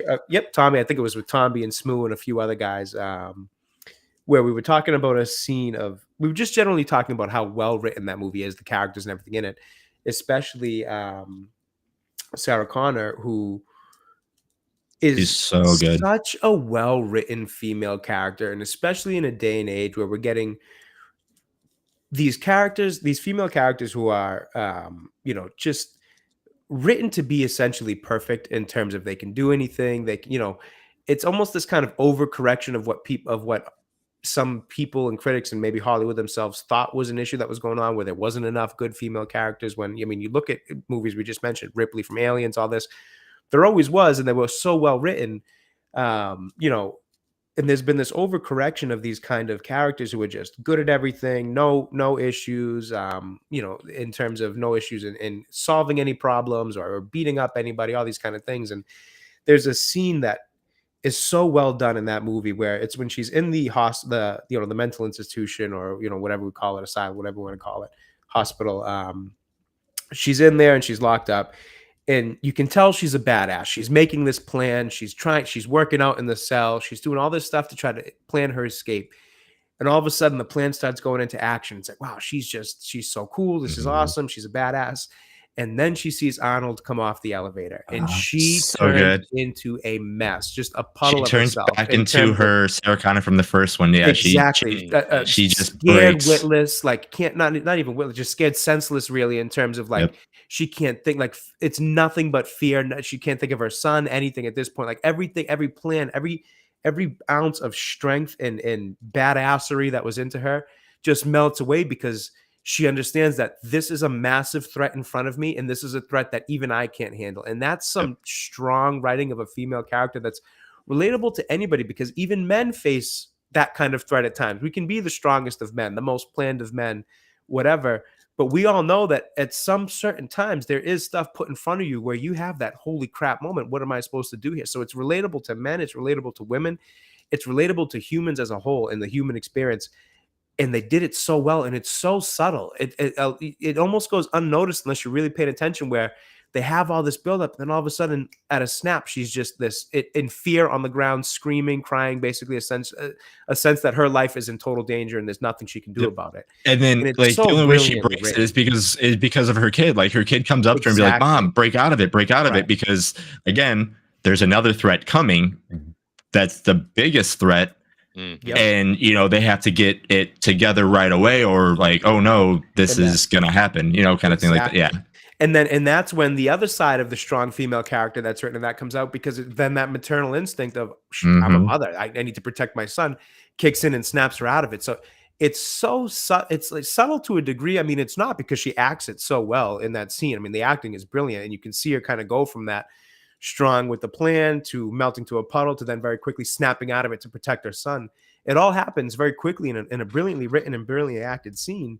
And we talked about this, like I said, it was me, Tommy, and a few others. We talked about how that is writing not just the female character, any character very well. And that's what we miss a lot nowadays when we get a lot of these movies where they're just kind of pushing these nothing's a threat, I can take care of anything kind of characters at us, that it's like, that's not realistic, and it's not relatable, and it's not something we're going to enjoy in terms of a story. Because how do you tell the story with that? You know what I mean? It's like there is not much story to tell when somebody can just handle everything and conquer everything and do everything. So that movie is phenomenal. I truly love that movie. I would hate to have seen what it would be like, because she's had all this time to plan. If that scene was be like, she runs to escape, and next time she sees it and she's like, all right, I had all this time to prepare. I'm running into you, after she was chased this whole entire time from the first one, killed the person that she ended up, loving, trying to escape this monster that never would stop, like had to kill him like multiple times. And she sees the same face, and it's like, oh no, a real person's psyche would break. Not, oh, I'm going to run through this person because I had so many years to break this thing. Like, yeah, no, I'm 100% agreeing with you, Jay. And I think I can't remember if it was Tomby or one of the other guys I was chatting with at the time, but he, I don't want to, take the quote and make it seem like it was mine, but they said it perfectly. Whoever it was, if you're listening to the streaming report, forgive me for forgetting which one of you it was, but they said, imagine that scene, but now imagine it written today, where her character would just say something like, oh, you again, and go and fight them head on. And it's like, and how much does that just take away from such a brilliantly written and acted scene? It would kill Sarah. That's exactly how it would have been written in today's day and age. A simple little snide remark of, oh, it's you again, huh? As if it's no big threat, and goes on and tries to fight him type of thing. Like, the difference in the writing there is just, they just don't do it like that anymore. Do any of you guys watch the YouTube channel Pitch Meeting? It sounds, that's when they say pitch meeting for X movie or whatever. Yeah, I've seen their thumbnails. I haven't clicked on too many though. You gotta watch the pitch meetings; they're hysterical. It's the guy. His name is Ryan George, and he basically makes up fake pitch meetings. Of like he's giving the story to the producer guy about the movie he's pitching after he's obviously after we've watched the movie, but he basically tears the movies apart and like their bad writing and stuff.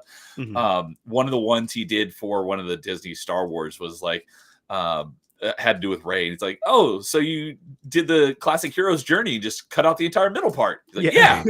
And so it's basically what you were talking about, and that's one of my favorite jokes that he's ever made. Yeah, no, so accurate. Yeah. So if you haven't watched pitch meetings, go watch them. They're hilarious, and he does a great job. Yeah, I'll have to take a look. I've seen their thumbnails 1,000 times. I'll have to take a look at some of their videos. So yeah, they're funny. So all right. I guess I'll give my number one, because I have a few more things I want to T2 that I loved. Go for it. We'll just knock it out really quick. I love how the official villain took the police officers thing. So I love how, like, again, the police officer you find safe is actually the one that's coming after you. I love that. I love the scene. I've seen Robert Patrick in a movie since then, I still always think of him as I mean, he's in Wayne's World 2 as that same character. Yep. Yeah. So again, I love the whole the scene where they're in Miles Dyson's house, and like his invention is what it is, and they're showing him cut open his like Arnold's arm to show the thing, to show the chip and everything like that, to grab that from there. It's hard to again, Sarah's dream where she couldn't prevent Judgment Day, and then she asked to watch it with all the kids in the park. Crazy ass scene that is. Like, I mean, like, yeah, that scene as a kid watching, I was like, what the fuck is going on? I mean, and I'm still like, today I watch, I'm like, what the hell? I see that gif on Twitter all the time with the skeleton on the fence. Jeez, it's nuts. Again, it goes back to Miles Dyson. I think that it's the one thing that I it's not a quote, but when he gets shot and he does his breathing as he's holding the detonator, and he has that iconic breathing thing. Like, that's the one normal thing that, like, it's the dumbest thing my brother and I do, but like, we'll just do that to each other. Like, we'll walk out like, and we'll just do slow. It's the dumbest thing we do, but it's just like a calling thing that we do. But yeah, like, oh man, there's just so much that movie did, and it, like, they even brought like doctors. I had the thing pulled up, like Dr. Silverman from the first movie come into the second one. So like the movies that they had before come there. The mental. Yeah, the mental guy. Yeah, the mental doctor. The one that I don't know if you guys have seen, like the extended footage of the one where there's at the end of the movie, obviously when the heat is malfunctioning, the T-1000, where they were talking about like how they knew, or like how John Connor knew the difference between his mom and Sarah, and then the fake one. I don't know if you guys seen the what was, yeah, like how you could tell because like he looked down and he saw the feet were matching the metal and all that stuff. I'm like that's actually kind of cool, but I'm kind of happy they didn't do that because it was like the show don't tell thing. I kind of like that it is like, oh no, he knows his mom, but he didn't know because he hasn't seen her for very long, but still knew his mom. I'm like, oh, I like that better. But I also do like the idea. I was like, no, it's the attention to detail. Like this T-1000 is not as indestructible as you think of. Like he's beat up pretty bad, and that did it. But I'm like, there's like so many ways that like they even took stuff out that was good to make stuff that was even better. So like it's a great movie. Like I can just literally talk about that movie forever. It feels like. No, it is 100% a fantastic movie. Such a great one, yeah. And Dude is following up with the Smash 64 remix. It adds a ton to characters and stages and features while still being able to work on original N64 hardware if you have an EverDrive. So, cool. Oh, very cool. Very cool. So, all right. What I think we'll do is, since we kind of already know what Jay's is, we'll let Jay go next and we'll have Matt finish us off. Yeah, so mine will be quick since we already talked about it a little bit here. But my number one is The Dark Knight. That movie, just talk about kind of taking over a summer. I just remember being in high school at the time. It was I don't know if this is a common thing throughout the whole country, but we have here where I am, Tuesdays are always like lower ticket prices when going to the movie theaters. I forget what they call them, something. Here Tuesdays. we had $5 Tuesdays, and that's it was something like every that. week back Yep. then. So back in high school, we'd go every Tuesday. It was a cheaper Tuesday, whatever it was, $5 Tuesday. I can't remember, but it was one of those Tuesdays. We were looking for something to do. We were all just kind of like, me being the nerd, I was like, well, I'd like to see that Batman movie if anybody wants to go see it. And my buddies weren't big, comic book fans or anything like that. So they're like, it's Batman. We really wanted to go see that. And so we all went, like 4 or 5 of us. We packed into the car, the only buddy with a license at the time. We packed into his car. We went to the movie theater. We watched it. And we were just in awe the entire movie. Coming out of there, just talking about it like crazy. We went back to see it a couple of times. It was just so good. It was so good. Its impact on that summer, excuse me, on that summer and just pop culture at the time was so good. People walking around doing their best Heath Ledger Joker impressions. Why so serious? All that. It was just such an influential movie for that point in time. And then in general, it's just, I know we talked about this a little bit already, but it's just such a good movie fundamentally in terms of the story, the way that it's written, the characters, the way that it's acted. I can't remember if it was Matt or Jason or maybe you, Nerdy, who said, we can overlook things like the silly Christian Bale voice that he does and things like that. But, it was just so well written, so clever. The plot's fantastic. The idea of, Bruce looking for somebody to, essentially take him out of having to do the role that he does and believing in Harvey Dent, that Harvey can be the face that he can't be because he's got the mask. But then the same, excuse me. But then the same idea that at that same point in time, the Batman's counterpart or, Joker is looking at it from the same perspective, from the same kind of concept, from a different perspective of, if I can make that face turn evil, then I can show that everybody's just as, one, almost like in The Killing Joke where they say, one bad day away from being what I am type of thing. So it's such a good kind of contrast of the two main, the peanut butter and jelly of superheroes. I mean, you can't have one without the other when it comes to Batman. And excuse me, I need to take a sip of my drink here. Yeah. One of the things I was going to say earlier is just, when they announced Heath Ledger as Joker, like no one was excited about that, and he turned out to be he did such a good job. Yeah, on that movie. He did too good of a job, unfortunately. Yeah, no kidding. Yeah, sorry about that. I've had a bit of a cough the past couple of weeks. It just kind of gave me a little fit there. No worries. But yes, it was a perfect example of the two of them and their kind of opposite sides of the coin. No pun intended with Harvey Dent and the coin and all that. But and then to see Harvey fall from grace and all that, and Bruce understanding that, or Batman Bruce, however you want to look at it, understanding that he has to be the bad guy to take that blame. Just a phenomenal movie. Yeah, that closing line, from Gordon about he's, not the hero we want, but the hero we need, or whatever that line is, has just been really. No, I believe that was it. If not, that was very close to it. It's it's exactly that. It's it's not the one we want. I mean, Gary Oldman again delivering a great performance. I think somebody in the chat said that one does overshadow. Christian was saying that earlier, which it does, but I think it does for good reason. It is. I agree. It is in terms of the best of the bunch. It is in terms of just being a Batman superhero movie, but in terms of being a movie, it is one of the better movies. I think I can say it's on my top list of all movies, not just, it's not the number one, I don't think, on my all movies, but it's up there, the top 5 for all movies, in my opinion, because it is that good. I think one thing I will say about it is that I don't think it's the best Batman movie, if that makes sense. In terms of a representation of Batman and Bruce Wayne, I think it does a very good job at both. More probably Batman than Bruce. I think Batman Begins was a better Bruce Wayne origin story and a better Batman origin story.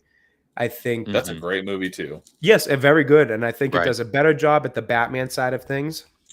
Whereas I think The Dark Knight just is so highly elevated by Heath Ledger's performance. Obviously, it's a fantastic movie, but I think he does a better job as Joker than we see that movie do with Bruce and Batman. But again, that's not to slight it. I do think it's still a very good version of Batman and Bruce. And then I feel like as a whole, from score to everything, that string violin sound that they use to kind of build tension in some of those scenes. Like you said, the opening scene's brilliant. It's clever. The whole bank robbery, the idea of, as Batman's going after the mobs, Joker's coming in to almost come as if he's assisting and trying to give them some offer of help, but he's really just throwing them into chaos. It's just a brilliant film. So that one took my my number 1 spot. Understandably. Definitely a good one. Yep. Yeah. So. All right, Matt, it's up to you to finish us off with your number 1. All right. So don't let us down.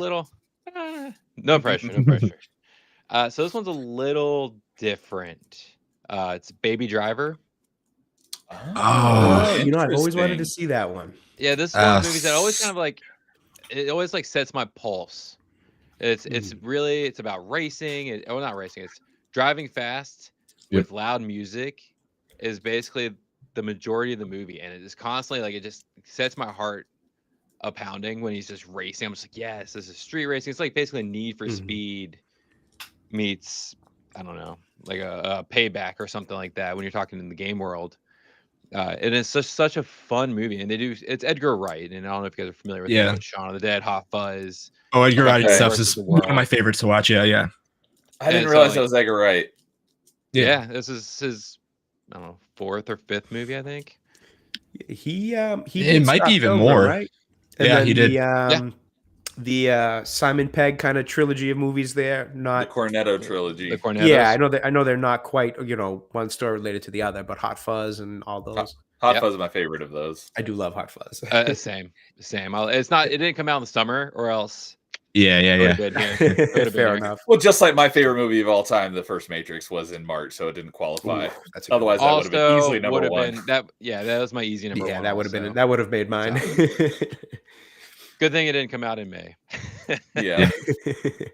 But the whole premise for Baby Driver is cool because it's, a kid who is a really good driver. He's a kid from the streets, and he gets in a bad situation, but he has really bad tinnitus. So he just kind of listens to his homemade musical mixes. And it's just about him pulling jobs, trying to get out of the lifestyle.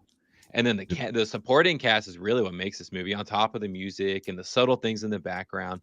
The supporting cast are people, Kevin Spacey's in it, Lily James, John Hamm, Jamie Foxx, John Bernthal, Flea from Red Hot Chili Peppers. Really? Yeah, did these not are all realize that. supporting cast. These are not main. Like Flea's in it for I don't maybe remember half these people being in this 3 movie. to 4 Yeah. I remember minutes. John Hamm. I remember what the main actors is that Ansel Eggert or Yes. Eggers? Yeah, the I main can is never Ansel. pronounce the name. Yeah, I remember him, and I remember Ansel? John Hamm. I don't remember Yeah. like anybody I else. remember the cast outside of Flea. I didn't realize Flea was in that. He's just one of the because they in the beginning a couple scenes they show a handful of heists going Mhm. on just to show how good he is as a driver and all that, and he's one of the random people. No Okay. kidding. That's awesome. Yeah, I don't remember Kevin. You said Kevin Spacey? Yeah, Yeah, he's the main like villain. orchestrator. remember him Kind of like being in that movie. that's what I recall of. Or from the Jamie trailer. Foxx. It's unfortunate that he was too well casted considering everything that came out about him.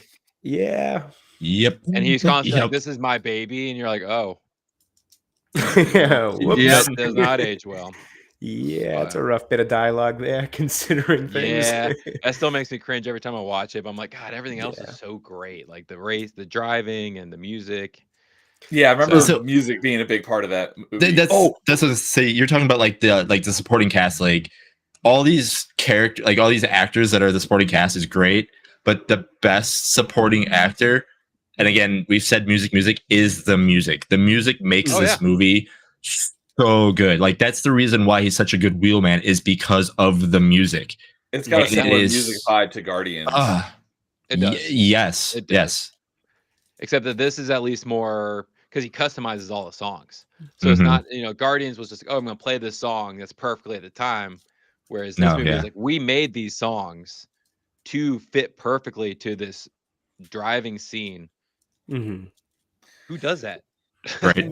Was that the one where because I didn't know this for a long time either, like I said, I'm not a horror movie fan, so the first time someone mentioned Mike Myers, I thought they were talking about well, they said Michael Myers, and I was thinking like Yes. from Yeah. like Austin Powers, and Yep. they're like, no, Michael Myers. I'm like, yeah, Austin Powers. They're like, no, from Halloween. I'm like, oh, I've never seen the it. killer. They made that joke in this movie, right? Yep. With the Yeah, masks? because they Okay. buy the masks. Yes. Yeah, because they wanted Michael Myers, the Halloween mask, but they got Mike Myers, like Austin Powers, Mike Myers mask instead. Yeah. But that's the I thing. thought So this that was movie is so funny. cheeky. It's it's funny. It's got a good bit of action. It's not void of action to like fill in that blockbuster. So this movie just has all of it. Mhm. Wasn't there also a very similar driving movie with Ryan Gosling that came out very Called close Drive. to this? Yes, I believe it was actually called Drive. Yeah. Drive, Yeah. yeah. Yep. I didn't I watch remember- it, but I remember it. Getting the two mixed up for a bit. I don't think I've seen it either. Actually, I don't think I it's know like I've seen this, them though. both, but I had heard of a friend of mine actually just recently we talked about this because he brought it up, and he wasn't a huge fan of Drive. He said it was a little bit boring, but Yeah, it was too serious, is what I heard. Wow. It was not, Yeah. not like Baby Driver. Baby Driver was fun, but it had its thing. But like, it was almost the same thing, but it was just too serious. It didn't. Right. Yeah, it didn't give you any. it was Anything. a little more bland. Where Baby Driver, again, Yeah. I haven't watched either, but from what I heard on Baby Driver, what I feel like Matt just described there, it has a lot more style and character to it versus A lot more. Drive. Yeah. they were a lot farther apart than I thought. I thought they came out in similar time to each other, but Drive was 2011 and Baby Driver was 2017, Really? so they were 2011? actually 6 Wow. years Oh. apart. I wouldn't have thought I did not that. realize that. Yeah. But Yeah. I only saw each of those movies once, but I don't remember almost anything about the Drive because I think I watched them back to back because they're both like driving based movies, and I was watching like Yeah. a bunch of like auto movies at the kind of back to back. That's why I was like on a car movie kick. But Mhm. I remember almost nothing about Drive. But now that you're talking about it, I do remember watching Baby Driver, and that was a fun movie. Yeah, it's one of those movies where they also hide a bunch of things in the background. So, like, there's a scene where Baby is walking through the city singing a song, and the words are written all around him, like on the building and the street Oh. Oh, sign no kidding. and all these things. So when you start paying attention, you're like, oh wait, those are the lyrics Mhm. as he's going along. But it's so well hidden, you wouldn't know it at first. That's pretty glance. cool. But that's Edgar Wright for you. He works in layers. And Yeah, all I was just gonna say that's one thing that's an Edgar Wright style that really makes him so unique and makes all his Mhm. movies, even if they're not the best movies out there, they just always feel like they have that extra kick of just personal style. Yeah. So my question is like, yes, that's all Edgar Wright, but like how he would make the customized soundtracks for his things. My thinking is, again, the layers that Edgar Wright works. I always took it as like he's making these things. Baby's doing these walks. Is he looking at all the things around him and be like, oh, there's a song with that in there. I got to put this in my mix because I see it right there. And it's like, that's how I kind of took at it too. Is like, they're there for a reason because he's making these mixes. And the reason why he's making these mixes is because his surrounding environment has these in there. He's like, okay, how can I put this in a song? Oh, that's right. This song. Like that's how I looked at it too, obviously, but with obviously Edgar Wright's little flair for him doing that too anyway. Mm-hmm. I mean, and he does kind of do that in the movie because he's got his little tape recorder and records people, and then he makes like his remixes of them. That's and like right. So like one was like, oh, baby looks slow or something like that, and he makes like a whole song about it. That's like a completely like upbeat, high tempo song that he's driving to later on.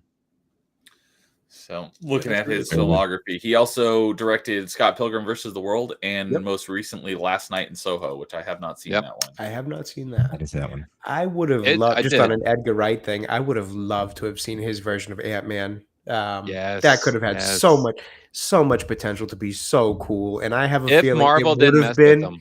Exactly. That's exactly what I was just going to say, Matt. I think it was probably what it would have been. I think he was probably on his way to making it so cool and so stylized that we probably could have got the movie with the biggest director's imprint on it, outside of James Gunn and his Guardian movie, that we would have gotten out of the MCU. But I feel like they probably just got a little cold feet at the idea of letting him kind of do his thing and wanted something more formulaic that they're used to. And we got what we got, which was fine. Ant-Man 1 was fine. I didn't hate it, didn't love it. I don't go back to rewatch that one, with any, great interest. But man, an Edgar Wright Ant-Man could have been so cool. You're right, man. I was so pumped. And I know Blaine, the owner of Criticalist, we were both so jazzed by it. We were just like, yes, this is going to be so cool. It's going to be such a different kind of movie. And then they pulled the rug out. And we're like, we knew what happened. Marvel was telling him, nope, you can't do this, can't do that. Stay in your lane. And he just, and most likely he just said, you know what, I don't need this. I can go make At World's End, and people will like that probably a lot more than they like Ant-Man, which I did. I don't even think At World's End, I think if I had that right, I don't even think that's the strongest of his kind of trilogy there with Simon Pegg and Nick Frost, but I still like it more than I like Ant-Man, to be honest with you. So it's funny that you're like, I think I got that right, because there was like a few movies, it kind of came out within a few years of each other that all had very similar names. There was This Is the End, which was like that rapture comedy with like kind of the knocked up crew and all those guys. Guys. There was The World's End, which is the one we're talking about, the Edgar Wright one, and then there was the Pirates of the Caribbean At World's End. So they all had very similar names. Hollywood with originality, you gotta love it. But the World's End, I got dragged to it by some friends. And I put that in air quotes because I wasn't like, no, I don't want to go see that. I just didn't really, I didn't really know anything about it. And I was just like, whatever. I mean, I'll go if you guys want to go see it, but I have like no interest in seeing it. And then I came out of the movie. I'm like, I really like that movie. I'm so glad I went. I enjoyed it. It's fun. It was a fun movie. I think like we all said earlier, Hot Fuzz, I think takes the cake for the best of the three. Then probably Shaun of the Dead. I know a lot of people love Shaun of the Dead, but Hot Fuzz is definitely my favorite of the three. Hot Fuzz is my favorite. Shaun of the Dead's so close though. It's hard for me to say Hot Fuzz, but no, World's End. I think again, like you didn't know about World's End because they kept it very secret. We didn't know what kind of movie. Like we're like, okay, we did a zombie movie, we did like an action movie. What's the third one gonna be? And we're like. And they didn't give like anything until like finally they're like, oh, it's a alien takeover movie. Okay. During a pub crawl. Yeah. So, well, you guys all said you hadn't seen Last Night of Soho, and I do recommend it. It is very different than his other movies, but some tout it as his best. I'm up in the air on it. I like his older stuff personally, but it is a really cool movie, and it's one of those ones where it messes with your mind.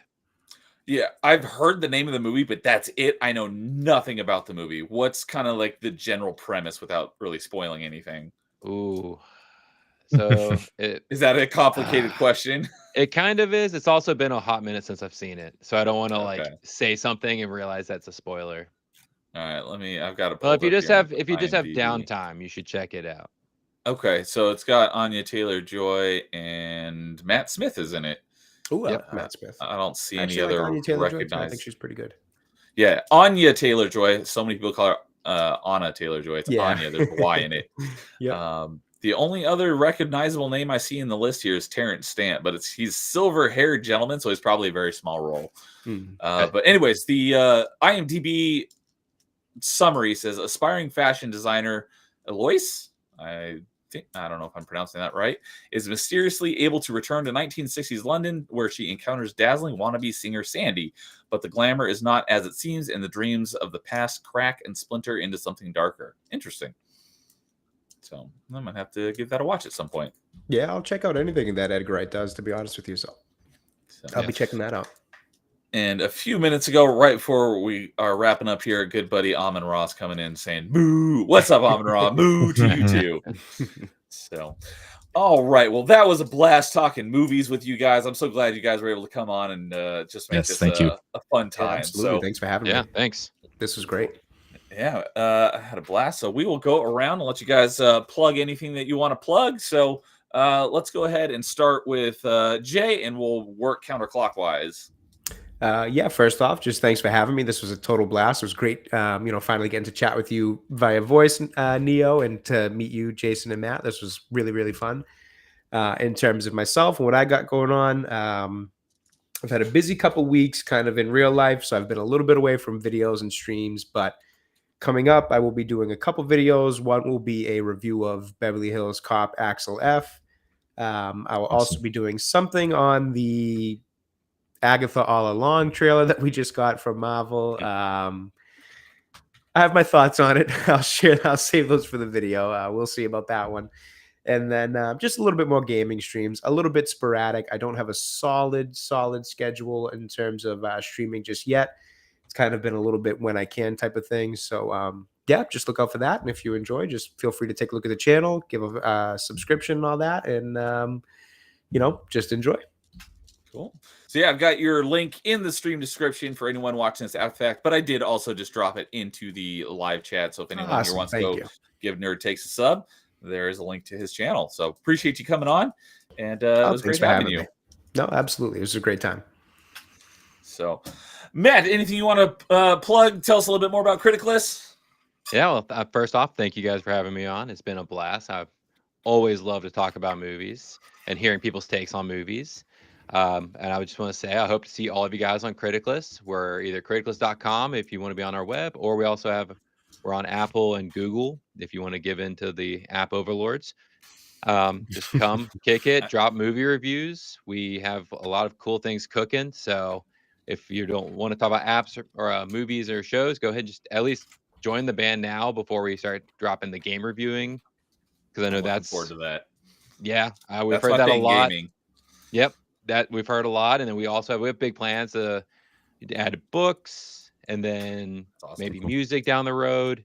So we're not just gonna stay in our lane. We're gonna widen out, and it's something where you can come and share your opinions. Yeah, you might get a couple downvotes, or you'll find plenty of people that go, you know what, you're right. Everyone else is an idiot, especially when it comes to the critics. So just come out, and if you guys critic reviews, like even since I was a kid, I was like, who the heck gives a crap what the critics say? They always get stuff wrong anyways. And it's just gotten worse since then. It's like I only care about the audience score because it's going to be way more accurate to a movie's quality than the critic score. Yeah, unless you're looking for the Acolytes audience score, you won't be able to find it. Exactly. But you can come over to Criticless and find out that it's a heinous. Feel free to come pile on some more reviews so we can really get that score solidified. And then we also have a YouTube channel. It's called Criticless Cast, CAST. Monday through Thursday, it's a little news segment. And then on Friday or Saturday, we drop a movie review for one of the new movies that came out that week. Cool. So, yeah. So, are you much of a gamer? I used to be. I used to game a bunch, but I've kind of been burnt out. I used to play mainly RPGs. Okay. And then I kind of slowly got burnt out, and then I kind of played Call of Duty for a while, and then I was just like, well, having a 2-year-old and doing all this stuff, I was like, I don't have time to fair sink into enough. RPGs anymore, and I don't really just like pick up games anymore, unfortunately. All right. Well, no worries. I asked because my channel is all about games. So if you ever want to come on and talk games with me, we'll make it happen. Yeah, sounds good. I'm always down to talk. Yeah, it's been great having you on. Appreciate you making it. Yeah, until Blaine, I said hi. Yeah, will do. So, all right, Jason, anything you want to plug? I think you do, because I think you're still looking for a third on something and want to talk about our next top 5. Yeah. So before we get to that, I do want to give our list their top 5 because again, I completely spaced. You're good. On no, the, I wanted to give our guests because like I said, these guests are new to our channel and new to our show, so I wanted to give them all the time to plug all their stuff because again, I thank you guys too for coming on the show. Again, Neo and myself, we can't do this by ourselves. It'd be kind of annoying. I always say the same pitch if we're just talking about our favorites. It's not anything what our that we want to do. We like to hear what our guests have to say. So again, thank you for coming on the show and giving up your opinions and everything like that. We always appreciate that. Other than that, but yeah, we always come up with our top 5. So this is pretty much our top 5 for the moment. Because again, we might revisit this down the line to add more to this. But if you're going to come to us and you would say, what's our top 5 of these summer blockbusters? We have a tie at number 5 with Jurassic Park, Spider-Man and Pacific Rim. Our number 4 is going to be Baby Driver. Our number 3 is The Avengers. Number 2 is Terminator 2, and number 1. Wait. Avengers, not the Avengers. Oh yeah. Sorry. Oh yeah. The 90s one. Avengers. I wrote that down. I was like, wait, don't say the, but I wrote the. So anyway, we know Avengers? Which one we're talking about. Yes, Avengers, the real one. Yeah, the one that we all know. And then what was that? The Iron Man one. Yes, yeah. Terminator 2 is number 2, and number 1 is Dark Knight. So that is our list for top 5 summer blockbusters. Again, if we revisit this, which again, if you are interested watching the show and you would love to come on one of our shows, please let us know. I know Nerdy Neo's got his own. There's my thumb that way. He's got his own Discord now that we have people. We take things there. Again, if you find me on Discord or you just find me on Twitter or find me anywhere, don't be afraid to be like, hey, that show is pretty cool. I love to do this topic. Please let us know. We love to have topics too. We're happy to revisit topics we've already done with the new panels. So let us know. We absolutely love that. And then, yes, I do have a show next Tuesday, and I am looking for one more contestant for Shovelware. Shovelware, obviously, we have 2 episodes of it's the Jeopardy style game show based on video games. If you are interested, please let me know. I would love to have you on to see if you can come back to the next show as champion, because we've had one person win and we had another person win. So can anybody stop the returning champion? So we absolutely love you to be on the show. It's a very small show. So if you're like, oh man, I'm thinking about it, I don't think I can commit, 3 hours at a time. It's about a 45-minute show, in and out kind of thing. Have a lot of fun playing a little contestant as in a game show. It's very fun. Very cool. So, and then our next top 5. Our next top 5 is going to be top 5 Xbox 360 games. Oh, that's a good one. And that is inspired because the Xbox 360 store is shutting down on the 29th. So I was like, let's do an Xbox 360 themed top 5. So yeah, I think we've got 5 people. So 5 or 6. I think we'll probably keep it to 5 because we do have 6. We have 6. James, Carl, JT Epsilon, and Dude. So it's going to be a packed house for that one. It's going to be a big one. And if anyone wants to do a top 5 360 games, we can definitely do a part 2 at some point.